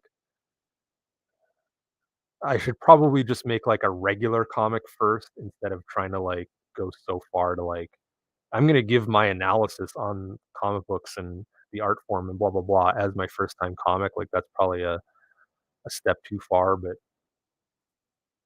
it's European or French comics with 50 plus pages and hardcovers. Okay, okay, that's what bande dessinée is. Okay, yeah, because I know that like their style in Europe as well is to do that the hardcovers and the bigger editions, right, versus the floppies and stuff like that, a la Fantagraphic and Meta Baron and stuff like that. Um, even though they do have like kind of floppy versions of a lot of those, but it's like, that's their, because I guess it's more the medium being sold in actual bookshops versus, collector comic shops in Europe aren't quite as common, right? So it's easier to get those things to market when they're kind of in the form factor of a regular book. So yeah, no, this is like, man, I love like even though I'm just sitting here talking by myself, I'm glad Sim that you're in the chat and there's some like back and forth here that we can have.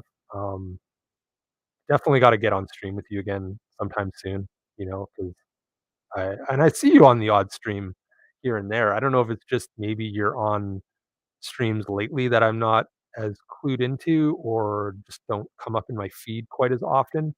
It probably has been a good month or 2 since I've seen you on any streams, or at least since I remember, but that's probably more on my side than on your side, I just don't know. But, I mean, look at me, I'm barely on any streams anymore either. I thought of doing a comic book version of Last Action Hero Approach. Okay, so kind of like, again, a meta type of idea, right? Where would it be like the comic book hero coming into the real world?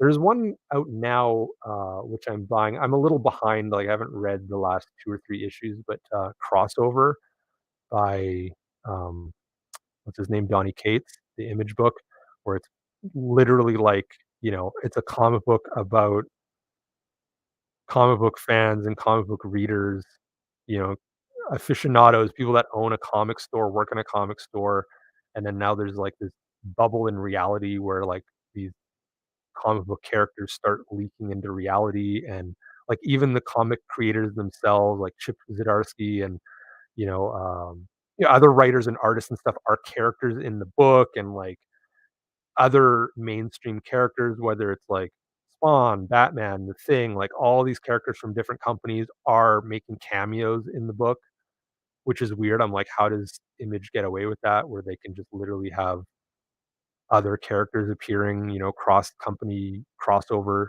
and I mean the book's called Crossover, but I mean it does a really good job of like being super meta about it.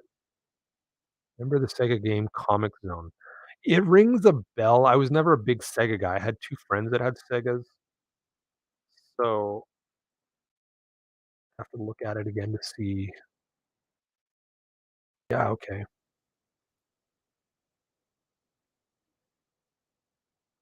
Oh yeah, that's right. Yeah, I do remember this. Yeah, where it was like a moving, like a comic book that you play kind of thing, right? Let's put it on the screen here so that somebody watches this later, though.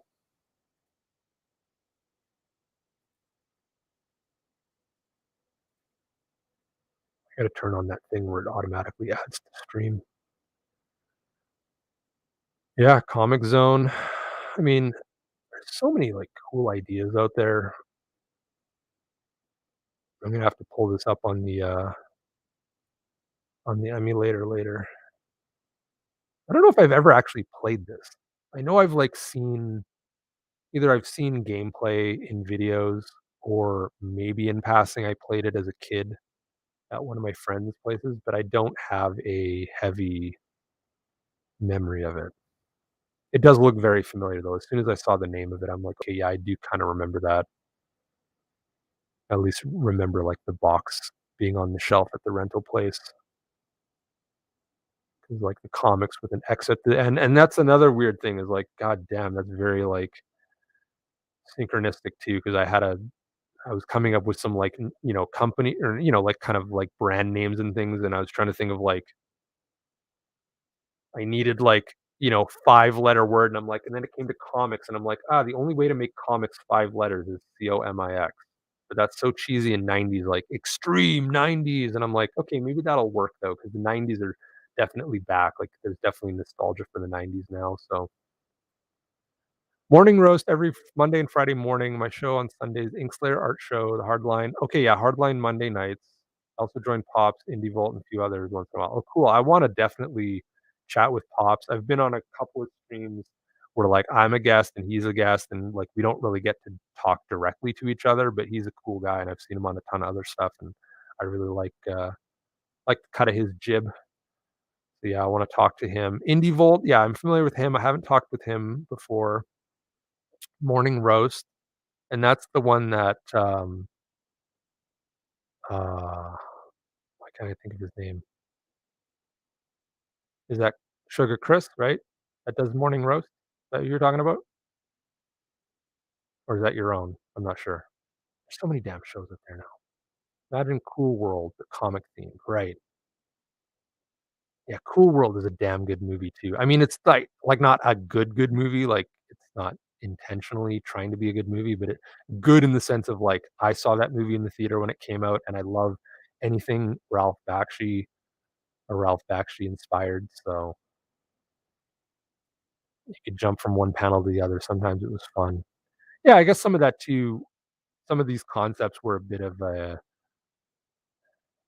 kind of like, not just of the time, but they were, like, limited by the era of technology. Like, it'd be neat to see because now, I mean, there's really nothing you can't do. It'd be neat to see, like, a 3D comic book type of game where you had like a 3D environment, right? Where you had it like a MMO or like, like any of the regular open world sandbox games, Grand Theft Auto or any of the adventure games where you're walking around in this kind of like very realistic photoreal world, 3D world, but then you could literally jump into the comic, into the panel, and then it would become like 2D and like a side scroller. So you could kind of go back and forth between 3D and 2D and do that on like a modern system or like for a PC game or something. I mean, it would be awesome. Yeah, okay, I was right. Yeah, Sugar Crits. Yeah, I do catch it every so often.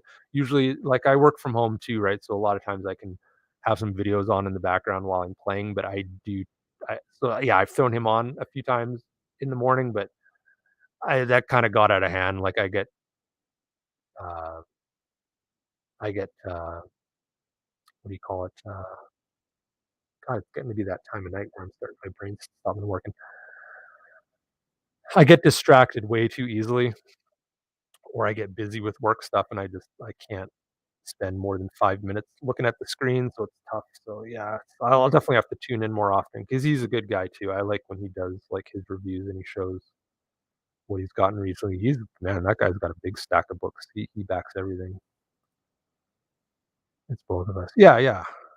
I think I've even popped in chat a few times too, but it's like, I'm just like, "Man."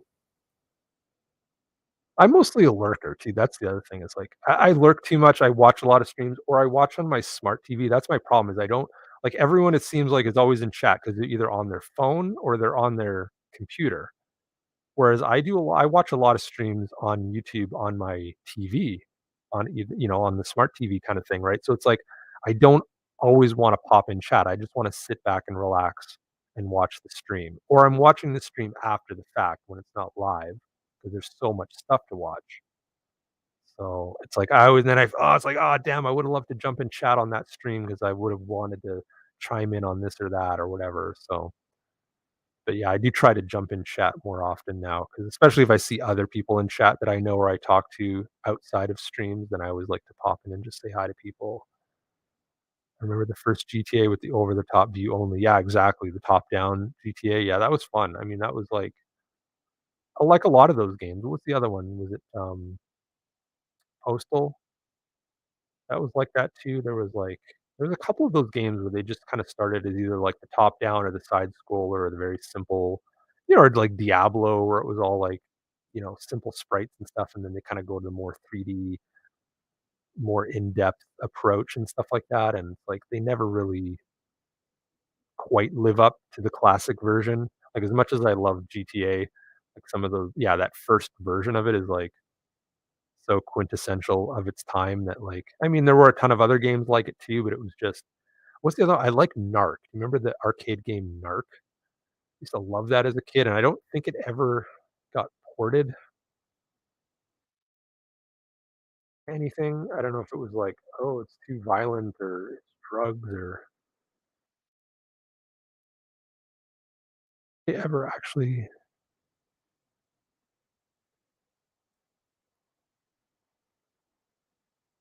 1990 Narc on NES. Okay, yeah, so it did come out for NES. I thought it was like 1988. Okay, so there's a bunch of I'm gonna have to look further into that, but yeah, I seem to remember, like, there was some thing about them not wanting to, like, release Narc on consoles when I was younger, and maybe I just, like, lost sight of it or something, or I just skipped it, but first Zelda or Link. Oh god, yeah. Oh god, I spent so many friggin' hours playing those games, like, we would literally, like, in, grade school or junior high or any of those things, we would, like, Friday night, go do a sleepover at a friend's house, and we would literally just play video games the entire weekend. Like, we'd barely sleep. We would drink, 2 liters of pop straight out of the bottle and just, like, get all caffeinated up and get, like, 3 hours of sleep the entire weekend and be a total basket case on Monday when we would go back to school. Our parents would be like, "What the hell? You guys cannot do these stupid video game sleepovers anymore because you don't sleep at all, and you're just wired and or calling in sick on Monday morning and shit," and it's like, oh, that's what happens when you grow up in the '80s and in that pure era of, like, video game greatness, like, oh, man, okay, so I've been going at it for 3 hours now. I think I'm gonna call it a night here. Sim, thanks so much for being in the chat and for giving me something to bounce off of back and forth, man. You've got so many cool ideas and so many cool, like, things to share with the world, so I'm always happy to have you here on the stream and on the channel, even if it's just in chat. Let me espouse on things.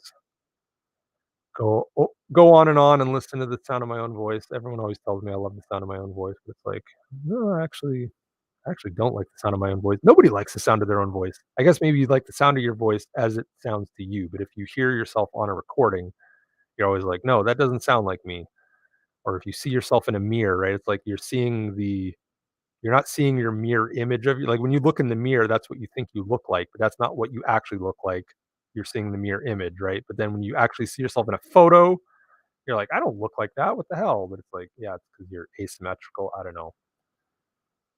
Um, yeah, he remembers. Awesome. Well, I wanna thank Sim, for coming into the chat. I wanna thank, our other friend here, Julius Freeman Comics, who was in the chat earlier. I wanna thank, did we have anybody else early on? Maybe oh, yeah, Jay Dalla popped in for a minute, Richard popped in for a minute. Yeah, so thanks to everybody that, joined me on my little outing here, doing what was supposed to be a half hour to hour-long stream, went 3 hours, but again, thankfully, Sim made it worth my while, his pleasure. No, it's pleasure's all mine. I mean, hell, man, that's again, what I love about this community, everybody's so cool. Everybody's, like, so willing to, like, chit chat, and, I always learn something too, like, I don't take any of this stuff for granted, so I do appreciate your time. Hopefully, you've been, you know, somewhat productive or doing something or maybe just relaxing. That's cool if you can sit back and relax and chit chat and watch my stream, that's awesome. Um, but yeah, I'm gonna do it again soon. It's been 3 hours and 15 minutes, and it feels like it just went super quick, so that is a good sign. I guess I do like the sound of my own voice because I can just kind of go on and on and on. I'm going to try and find a couple interesting little video clips here, and I can play a couple things on the way out. Let's start with this. Yeah, I keep my pen strong.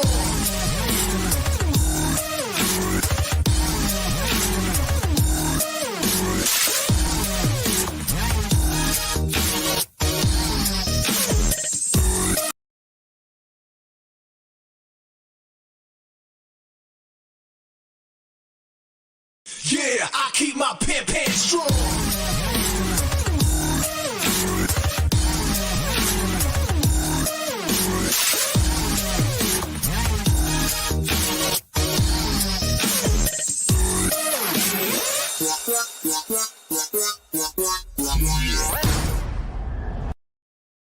Arthur, where the hell are the personality circuits on these G2 fembots?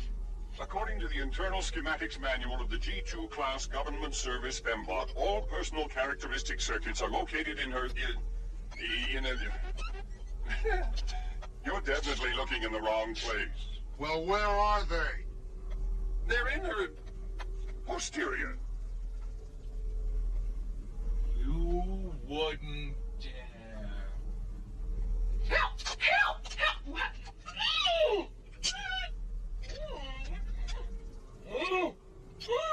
Dag, why do you risk your life stealing crystals? Because, my little water snake, the tax collectors of this galaxy turn an honest worker into a slave. Rubidamite crystals are the main source of fuel for the Bordigan fleet. There. That should do it. Hi. That's more like it. Has anyone ever told you that you're awfully cute for a meat body? Germs! Germs that can cause colds, bad breath, diarrhea. Germs that can flourish in your family bathroom.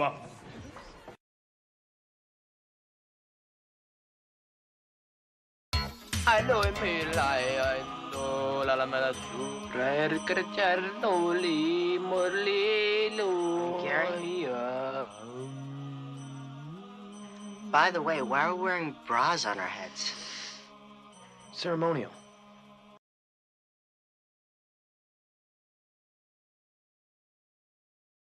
I just don't give a fuck.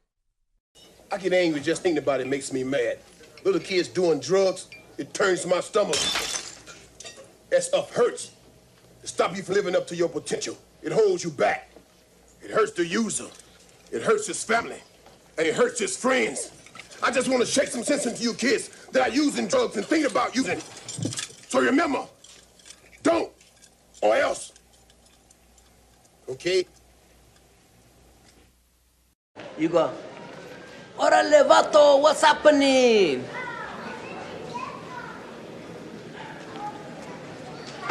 Again. Orale vato, what's happening?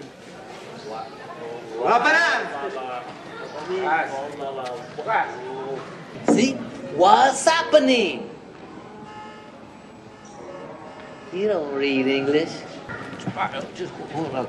What's happening? What's happening? What's happening?